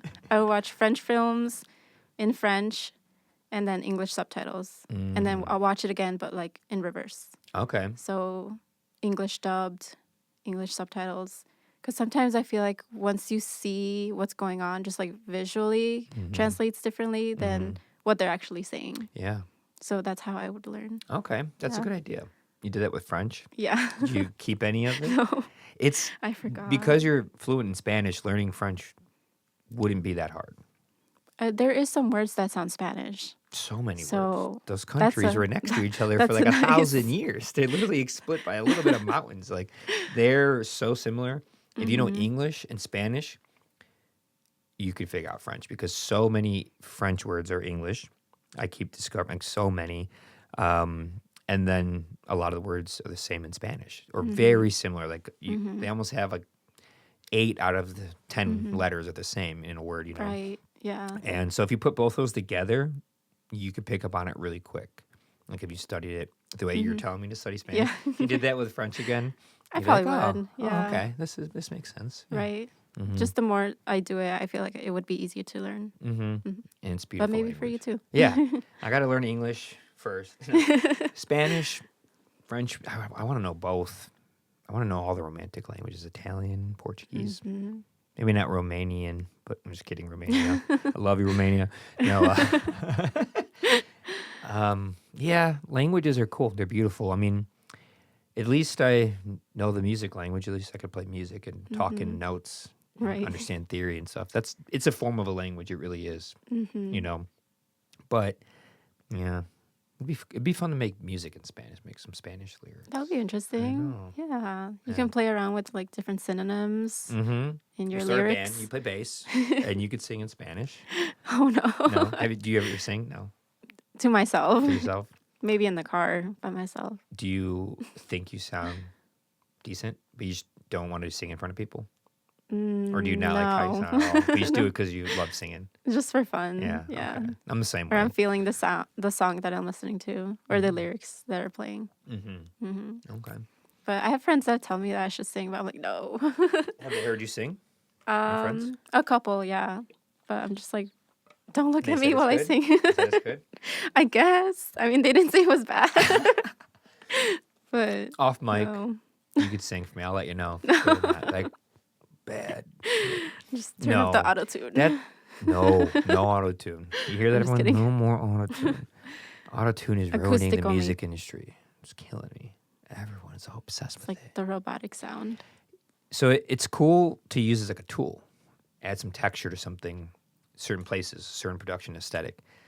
To have it be the end all be all for like everything that you're doing, it's just like, so you don't even want to like learn the craft of singing. You can improve. Like you could start off kind of shaky and get better and better and better. Like it's a whole learning experience. And to get rid of that just by throwing on this filter that's going to just kind of fix it, but kind of make you sound fake and robotic.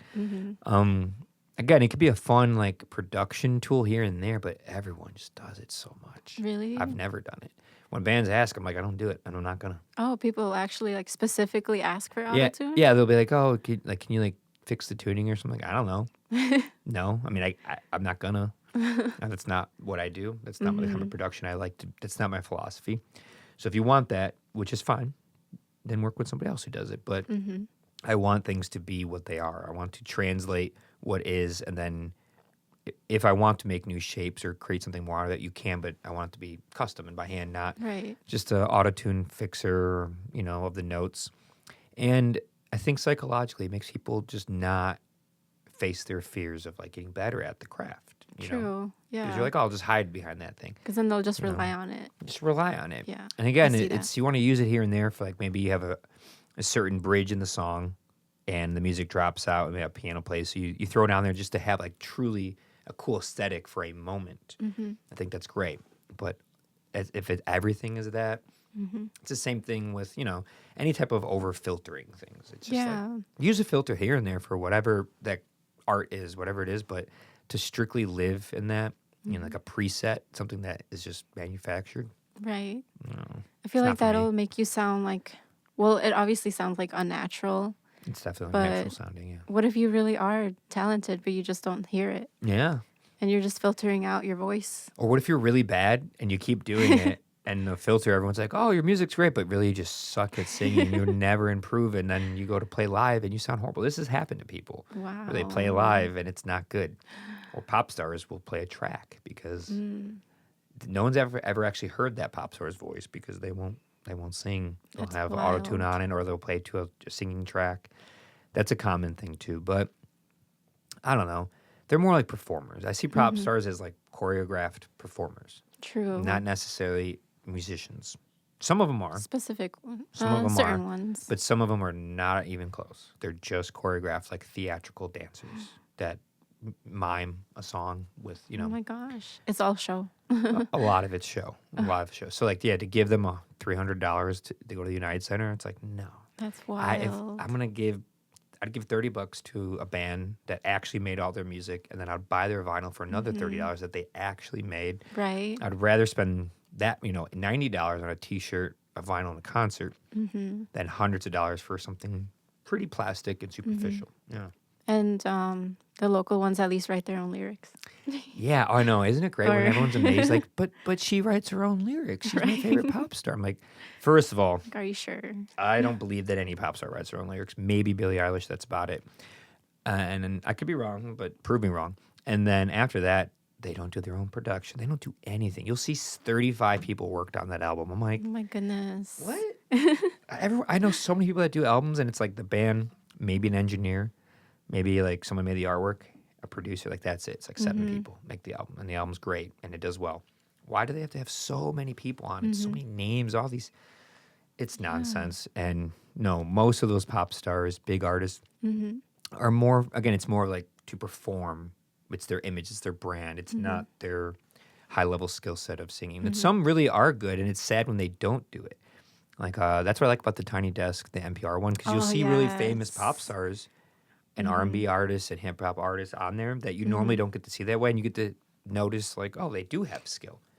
They are good. Why don't they Right. play like this live? I love to look through. Do you know the concert, the competition that they do? So I love to look through people's submissions and see who's like really like into it or who's just doing it just to submit. Yeah. Like you can tell the difference of who is like really putting in the work. And I'll have Like- to send you my band's one. Let me know what you think. yeah, I wonder how you guys sound. Well, we did when we did it 5 years ago. We did well. We got picked. for like to be in the final round. So like they Nice. actually played it on their channel Mhm. and linked us to it. And we got a bunch of traction, and they gave us some cool free like mugs and candles and stuff. Nice. It was fun, but they ended up going with like I think they picked like like 5,000 submissions, or it's a lot, like 10,000 Mhm. submissions. It's a lot of They people narrowed down to submitting. like 10, I think. So we made the top 10, and then they picked one out of that. Wow. It was an honor That's either way. awesome. Yeah, it was cool. We put a lot of effort in the video. I did a lot of effort with it. I used all natural light. I did all the sound. It's all live at my old studio. And we did one camera shot, and I used mirrors to reflect the sunlight to illuminate the basement to give it That's more so light. But there's cool. no actual electricity, like lights on or Uh-huh. candles or anything. It's pitch black with Wow. just window light and mirrors. Mhm.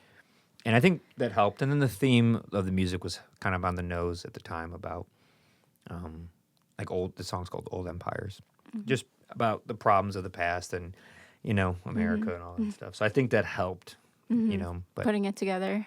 yeah, I think so. I'll send it to you after we're done. Yes. Yeah, it's cool. Yeah, I've done them a few times. I've done Wow. a lot of them here for bands. A lot of bands reach out to do the Tiny Desk stuff. That's so cool. Mhm. Like I always send it to my friends who are in music. Like you have to submit. Yeah, Like you never just know. Yeah, you never know. It helped us. We got a lot of views and like traction out of it. Again, we didn't win it, but we got eyes on us. They put it on their channel and played it. So like it does help, Yeah. and it's fun. You might win, you might not.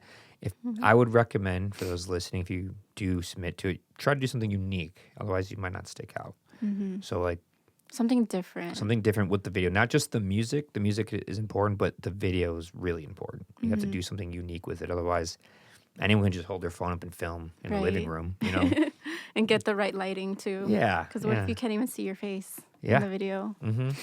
So those are always fun to look through. Mm-hmm. Like I give cred to all the people that write their own lyrics. Yeah. They create their own sounds. They sound so unified. They actually like practice. They do everything themselves. Yeah, They do struggle. They buy everything their own themselves. tour van. They save up for all the vinyl. Oh yeah, it's the real deal. I have a lot of respect for it too, just like Yes. you do. I care a lot about it, as you do too. Yes, I You do. know? I mean, I'm not in a music band, No, but but you care. Yeah. As a consumer of it or a patron of it, you clearly like have attention to detail of it, yeah, and you definitely. admire it. But it probably comes from knowing a lot about the arts and starting from the ground up.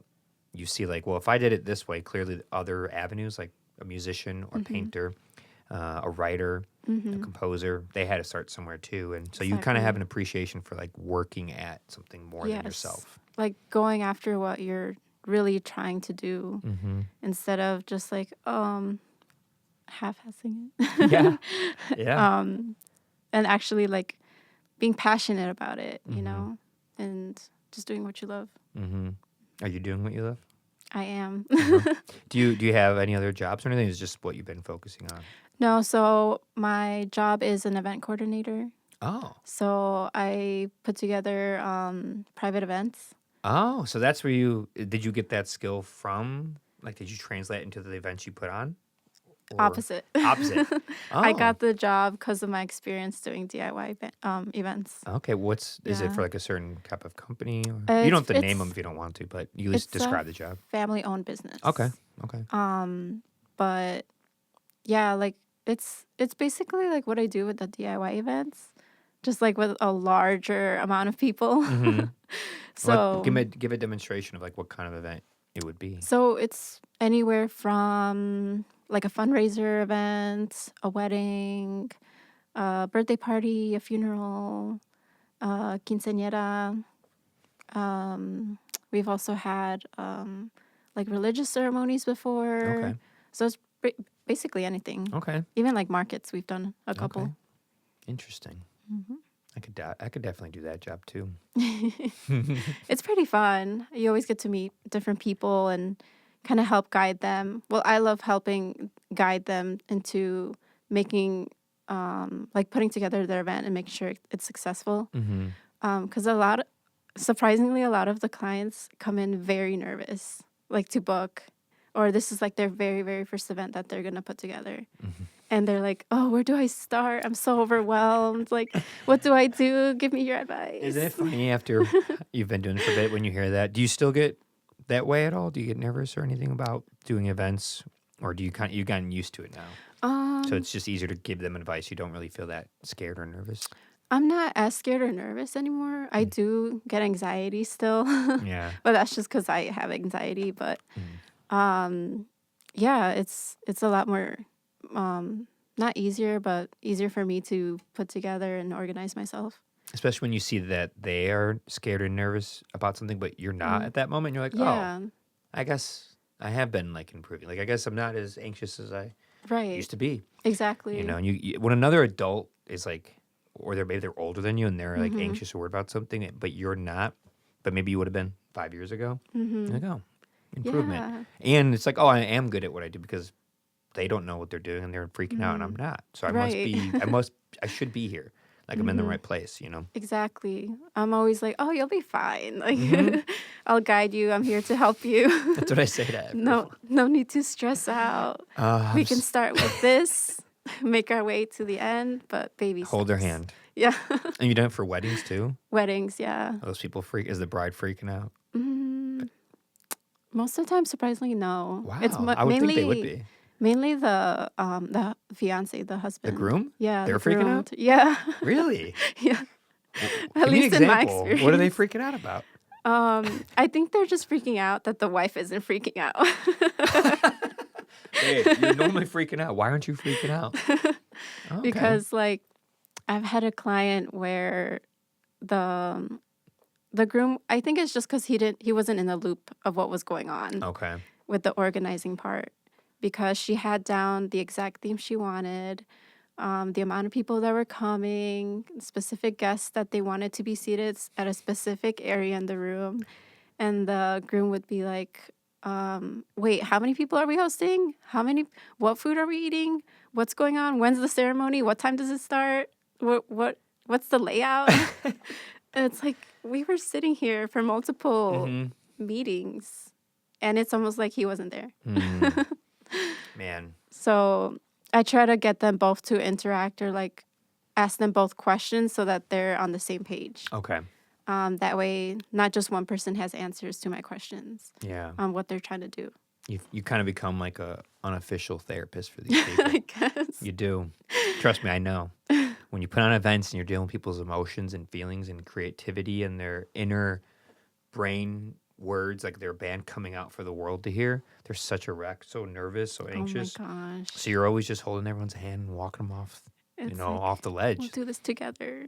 You got this. Yeah. Or tell them stories, get their mind off of it, make them Mhm. laugh, be humorous, be Right. nice, Yeah. don't be harsh. People get really, really nervous about that stuff, Yeah. which I get. I'm just numb, beyond numbed at this You're point. just dissociating it. Right Yeah, now. I could close my eyes and plan weddings every day of my life. I'm like, when people talk about how stressed they are about planning a wedding, I'm like, that sounds like the easiest thing ever. After what I've planned, a wedding, like what? Just like it's so easy. You just do each thing. What you see, go find out how to do it, and then you just put it together and bada bing. I love organizing things. Put a bunch of round tables and find names. Like this is fun. Yeah, like is place fun. cards and stuff. Yeah, it's like a fun, weird like game of like a. It's like a map. It's like you're trying to play like a puzzle and you're putting it together, and it's just really Exactly. fun when you start to see it really come together. You're like, oh, Right. I see the whole picture here. It's Exactly. really working. It's nice. Yes. I love when we're coming close to the end of when the event's coming up, and almost everyone is like super nervous. They're like, oh my gosh, time went by so fast. Like, I still have so much to do. I'm like, well, that's what we're here for, to help you. Yeah, to help you, to Yeah. guide you. Mm-hmm. What's your favorite kind of event to plan outside of the artist ones, but the one you do for your job? Well, we get a lot of quinceañeras. Oh, nice. So those are my favorite, mainly because, well, it's a traditional event in my culture. And a lot of the times, the kids that come in that are going to be celebrated are also very nervous. So I like to make them open up and kind of give me their ideas of what they're looking for. So if they have a theme, like, okay, if you don't know where to start, what kind of napkin colors do you want to do? Or Oh, okay. if they have their dress ready, like, okay, tell me their texture, their color, and then I can recommend you the centerpieces for your tables, maybe specific decorations that you want for the room, maybe a photo op with this, and this. So things like that to help Okay. them out. That's very nice of you. Yeah. So, because this is a one-time thing Yeah. for For at those least who a don't know, it's when quinceañera. a girl turns 15 in the Mexican culture. Yes. My sister had one. Don't worry. Aw. I remember all about it. Yeah. I was like, why don't I get one? Why did she get $500 from Grandpa? A quinceañero for boys. I didn't. Not many people do that, but No. it's a thing. Yeah, it's not as popular. Who'd have thought that the girls wanted to Right? party a little bit more than the Right? boys? They wanted a more free stuff. Yeah. Who would have thought? But it's so cute. It's like cute. they're It's still cute. kids, but it's like a tradition where the girl is becoming a woman, quote unquote. But it's just like a big deal for Yeah. them. Yeah. And it is a one-time thing, so they want to go all out. Yeah. And, at the end of the day, you want your clients to be happy at that party, at their event, at their special day. So you want to make sure everything goes well. Yeah. It's And almost like a bar mitzvah kind of bar thing. mitzvah. Yeah, like a rite of passage type of thing in the culture, But It's a big deal. Yeah, it is a big deal. I'll never forget that when I was 10 and she was 15.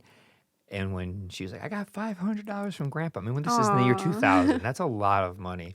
And my we did not have that kind of money. So when she got that, I was so excited. I was like, does that mean when I turn 15, I get $500? Aw. I did not. Oh, no. Grandpa wasn't alive anymore, so that's why. Oh, R.I.P. But he wouldn't have given it to me anyway. The boys just don't get that kind of love in our Oh my culture. You know it. gosh. Go to work. That's what they tell us. Figure it out. It's like, here, you can split it with your sister. Now you both win. Yeah, yeah. If she's willing to share. She probably bought some stuff for me. She was very generous. So That's sweet. that was a long time ago. Man, you did something for yours? I did not. You did not? Surprisingly, I ¿Por qué didn't no? want a quinceañera. No? I mean, I'm pretty sure my parents asked because most of my family does that for everyone. Mm-hmm. But for whatever reason, I just didn't want one. No. No. Too cool. No. Like, I don't It's like, no, I don't think I want all eyes on me. I was just gonna say you were probably more anxious back then. And you Probably. didn't want more eyes on you. Yeah, probably. Yeah. No. But it wasn't really a big deal to me at the time. Yeah. But now I'm like, damn, I wish You I did wish I it. threw something. Yeah. Because I thought Yeah. it was like very standard. Like it had to be a specific way. Mm-hmm. But now learning from my clients, it's like, oh, you can customize it to however you You want. just didn't know. Yeah, I just didn't really know much about it. I just knew it was a thing that we can do. Mhm. But yeah, I didn't have a quinceañera. No. My sister did, though. Yeah? Hers was really cute. Is she older or younger? She's younger. Than you? Yeah. Okay. So I was excited to help her plan it. Yeah. I did her little flyers for her event. Oh, that's cool. Like the save the dates, you want to call them? Yeah, yeah. Yeah. Yeah. Save the dates, Mhm. RSVPs, Mhm. whatever. Yeah. Right. So I helped her as much as I could with that. So you've just So it's been fun. doing creative things for a long time. Yeah. Yeah. And how did you know, like, instead of doing it things like that or for fun with family, how did you know, like, I want to go flip it and do it out to the world and do it publicly and do it with people I don't know? Like, what made you? Because a lot of people do things. hmm They paint, they work at home, they do a lot of stuff, but they don't go out to the world with it. They don't try to promote it or collaborate or make it a real thing. Like, what switched for you that made you want to do that? Mainly, I wanted to start by sharing my art with others. Just to like trade artwork, get to know other people, make connections. Yeah. And then just being part of that community, really. Like I wanted to be part of community and participate in these events and just share my art. So kind of a natural thing. You just felt it at Yeah. a certain age. Like, you know what? Like a calling. Like, Yeah. I should do this. Yeah. I think it's easier the more you do it. It is. I do have a lot of stuff that I just don't share. That obviously I'm pretty sure everyone does this, where they have like tons of sketches or tons of work and prints that they've just never released on Yeah. social media or Yeah. publicly. So I'm trying to share more of my stuff. Does it feel good doing it? It You enjoy does. It's exciting. Ever like you feel weird or annoyed with having to always put stuff on the internet? Or No. you're cool with the system we No, have? not really. Yeah. I mean, I post whenever I really feel like it. Yeah. I'm not set on a time or day where I'm supposed to post on social media. I see. How some people do, That's how I have to do where it. they schedule. I have to do it that way. That's so I can have my sanity because Mm-hmm. it's like all I do. You know, it's like a part of my main career and job. Mm-hmm. So I just have to do it. Mm-hmm. And also to get it out of the way so you could treat it like a job. Because if I'm just Mm-hmm. doing it randomly, Oh, that I'm okay. sitting at home with friends or something or watching my niece and I'm not paying attention. But if I'm like, Oh. they always post at 11 a.m. every day. Oh, I yeah. get it. Like it's a part of the job and I can just not worry about it. Mm-hmm. Just get out of there. Do you check your stats? I mean, I have to check all the time because there's constantly people messaging me on Instagram. Wink, wink. Certain someone. So I have to check, but I have all Mm-hmm. those turned off. So I have to physically go in to find out. Oh, okay. Yeah. So I have all the notifications turned off, all the apps, Mm-hmm. but I have to go back in. So I have to always go and like, did someone message? And then they did. Yeah. But I don't know, I'm really bad about it. I've gotten better about it, but I don't care too much. Mm-hmm. It's more annoying. Mm-hmm. It's just more annoying, like seeing how obvious it is, a little contrived, a little fake, the whole thing, like the whole thing that we all have to be a part of. Yeah, it's a lot going on It on bothers social me a media. bit. Yeah, it's a little frustrating because I'm like, I've done a lot. This doesn't represent how much better of things and cooler things I've actually done in reality Mm-hmm. because I can't quantify what I've done because it's not quantifiable. It's a very Mm-hmm. bizarre thing. So it just doesn't translate through the internet really well. Mm-hmm. And more people know about it not on the internet than on the internet. Oh, That's nice. how much it does not translate through the internet. Wow. I would say, Yeah. yeah. Well, at least with the things that I upload, because the stuff you upload is curated in a way, because you have a bunch of content that you may have recorded or put together, but you're looking through everything you have and piecing it together to pick the one that you really, really like to share out into the world. So that's another thing too, where you're curating your social media page. I know. Your identity, I guess. How you look, do you show yourself? Right. Like, I'm sure you've had to think about that because you go by Burymeinflowers. So it's not like you. You know, just like I go by DZ Records, it doesn't say Ben Arguelles on there at all. It doesn't have my face or images. It's just like a symbol. So you have to reckon with, like, do I want to put myself out there? Do I Yeah. not? Do I want it to be about the art? Right. Do I associate myself with it? And it's tricky to know that balance Right. because it is important. I used to never even show photos of myself or pictures of myself at all, like on my art page. I could see that. Ever. Until I think it was the year that I started doing events. So I'm like, okay, I guess I have to introduce myself in some way or Yeah. a little bit, you know, just so people know who's putting this stuff together. Who it is, yeah. Or Did whose it art help? is this? Did it help? It did. So that's only why I upload photos or whatever of myself. Because I've seen, well, also like my art, not just like selfies or whatever it is. Right? Gotta go Like high. high world. Selfies. My only selfies are me out in the wilderness when I'm showing someone, like, look at all the snow behind me that I'm walking in. Like, that's Running my, off coyotes. This morning, that's the only I took a selfie of me out in the cold, by the coyote in the background. I was like, look at this coyote. That's the only selfies I Oh took. my gosh. Yeah, and I used to have like others reach out that they didn't know I was putting together this show or art piece. And they would go to someone else that they thought they were running Burymeinflowers. So I didn't want that to happen. Yeah. And thankfully, it was friends that I know, so they made me aware of that. Okay. So So it was your friends nagging on you that made you change? No, they're like, hey, like this person's reaching out because they really liked your piece, but they want to do a commission. But this isn't my work. This is you. And then they would like connect us. Okay. But also like sharing my art on social media has helped me with my vending. So some of the stuff that I post on social media, I turn into like magnets, stickers, prints. So that helps my sales go up Okay. whenever I do those markets. Okay. So in a way that helps. But I also try to, you know, be a little more interactive on social media, even though I don't always want to. So sometimes I do feel it's a little like overwhelming. I'm glad you didn't feel that way when I reached out to you to No. come on the show. And No, get I the didn't. podcast. Yeah. I was like, excited. I'm like, yay, my first podcast. I never know with people. Most people are nowadays, I don't really have a problem with it because there's enough for people to see of what I've done to where they can check on me and make sure I'm not some psychopath. Right. I promise I'm not. No. There's enough information. Just Google it. You'll find a lot. So that has helped. It hurts me because now too many people know things about me. Oh, man. But it helps me to just reach out to just about anyone of any background. And they're like, because they could vent me. They'd be like, yeah, okay, I could do that. Yeah. It seems like you've done a lot of stuff. A lot of people know you. Sure. Right. But yeah, starting out a long time ago was way harder. Way Really? harder.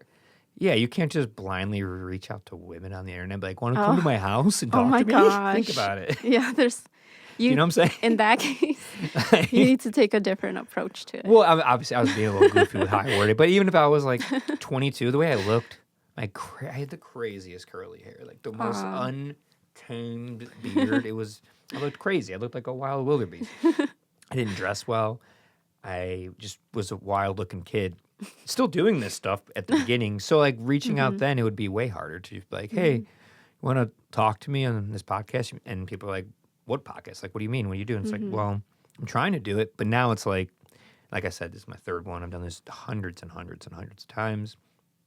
Like the show you went to, I've done hundreds and hundreds of events. So it's like, Cool. you know, you do it long enough, you can be like, oh, I could feel comfortable reaching out to people, not feel like weird or odd or like Like pushy. if you're being intrusive. Yeah, I don't want to be intrusive. I also Yeah. get it too with artists. Like I looked at your Instagram and everything you told me, I already knew just based off how, like, because I've looked at so many Instagrams and studied so many artists Oh my that I can kind of gosh. figure out a lot about them without even meeting them at this Nice. point.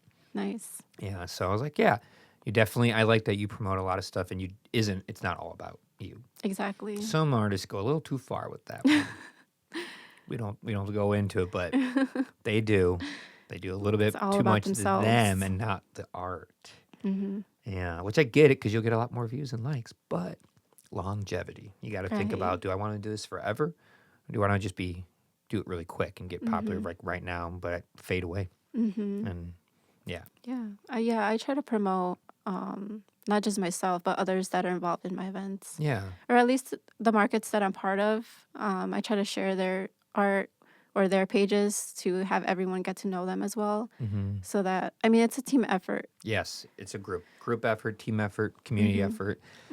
Yeah, it's not a lone wolf thing. That's what's fun about it. Like doing art by yourself is therapeutic. It's nice. It's a good It is. way to just decompress and just kind of Yes. not have to worry or think about anything, be free, but also sharing it, displaying it, collaborating with people, or sharing theirs is the other half of what makes it worth it to begin with. It's Exactly. like they're both really necessary if you're going to do it. Exactly. It's just putting yourself out there while also helping your peers and also making sure the event is successful, whether it's yours or not. So you can all come together and kind of share who you are, what crafts that you do, what you specialize in. So I think that helps. Yeah. Maybe we can end it right here. Yeah. I think it's been 2 hours. Oh, sweet. Yeah. It doesn't even feel like 2 hours. No, right? Very quick. Nice. But yeah, thank you for doing this and sharing Thanks all for this. having me. Great insight. I think it could help a lot of people getting started that might be nervous or worried. I think you have a lot of good ideas and points and how you spread Thank yourself you. to doing a bunch of different things. You know, it's not just one or two, Thank you. but Yes. a lot. Because you refine yourself when you do that. You might learn, never mind, that's not for me anymore. But now you Exactly. know that that's not for you and you could focus on this. Right. And it's a good thing. Some people are afraid to try a bunch of stuff. It's like, just do It it. doesn't hurt. No, to if try. you learn that it's not for you, now you know. That's Right. one thing to check off the box. Not for me.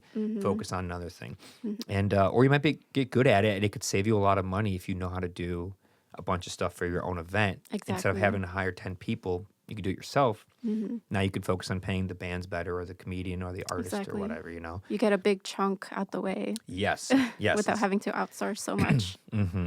Absolutely. And tell everyone where they can find you.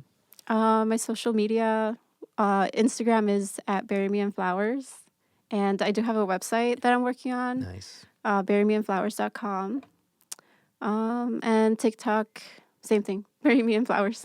Follow her Yeah. on TikTok. I'll have to follow you on TikTok. I don't really follow a lot of people on TikTok. I need to get better at that one. I'm trying to be more active on there too. I just post everything you see me put on Instagram or YouTube or Facebook. is on TikTok. Like I just put it all the same thing, except for my coyotes. I have a lot of coyotes on TikTok. Coyotes are on I'll follow Instagram you, and only. then you'll see like, oh, he does have coyotes.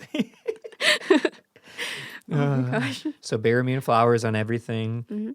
You have a fashion show coming up March 8th, Sunday at 6 to 10 at Sleeping Village. Sleeping Village with Filthy Glow and Mariposa Thrift. Beautiful. Mhm. And people can find you locally. You're around the Chicagoland area all the time. Yes, I'll be popping up here and there on Popping up here markets. and there. Hopefully, by the next time I see you, we do our own collaboration of an event. Yes. Let's do it. I would definitely be down. Let's do it. Mm-hmm. Cool. All right. Well, Sweet. thank you so much for doing this. I Yay. really appreciate your time. Thank And you. everyone, check out Burymeinflowers on all social media. Support. Go to the shows. You'll find other great artists there. Go to the fashion show. I'll be there. I'll Maybe be be a modeling. I'll be the model. main Yeah. model. That's what I was told here, live, recorded, holds up in court. Meet the models, meet the designers. That's cool. I like fashion a lot. So I was saying it as a joke, but it's like I want to go because I'm really into fashion. Sweet. I just never did anything with it. I just like wearing interesting clothes and colors, Sweet. Yeah. Yeah, express yourself. Yeah, exactly. Yeah. Well, thank you very much for being here and doing this. I appreciate it. Thank you for having me. All right, ciao, everyone. Take care. Adios.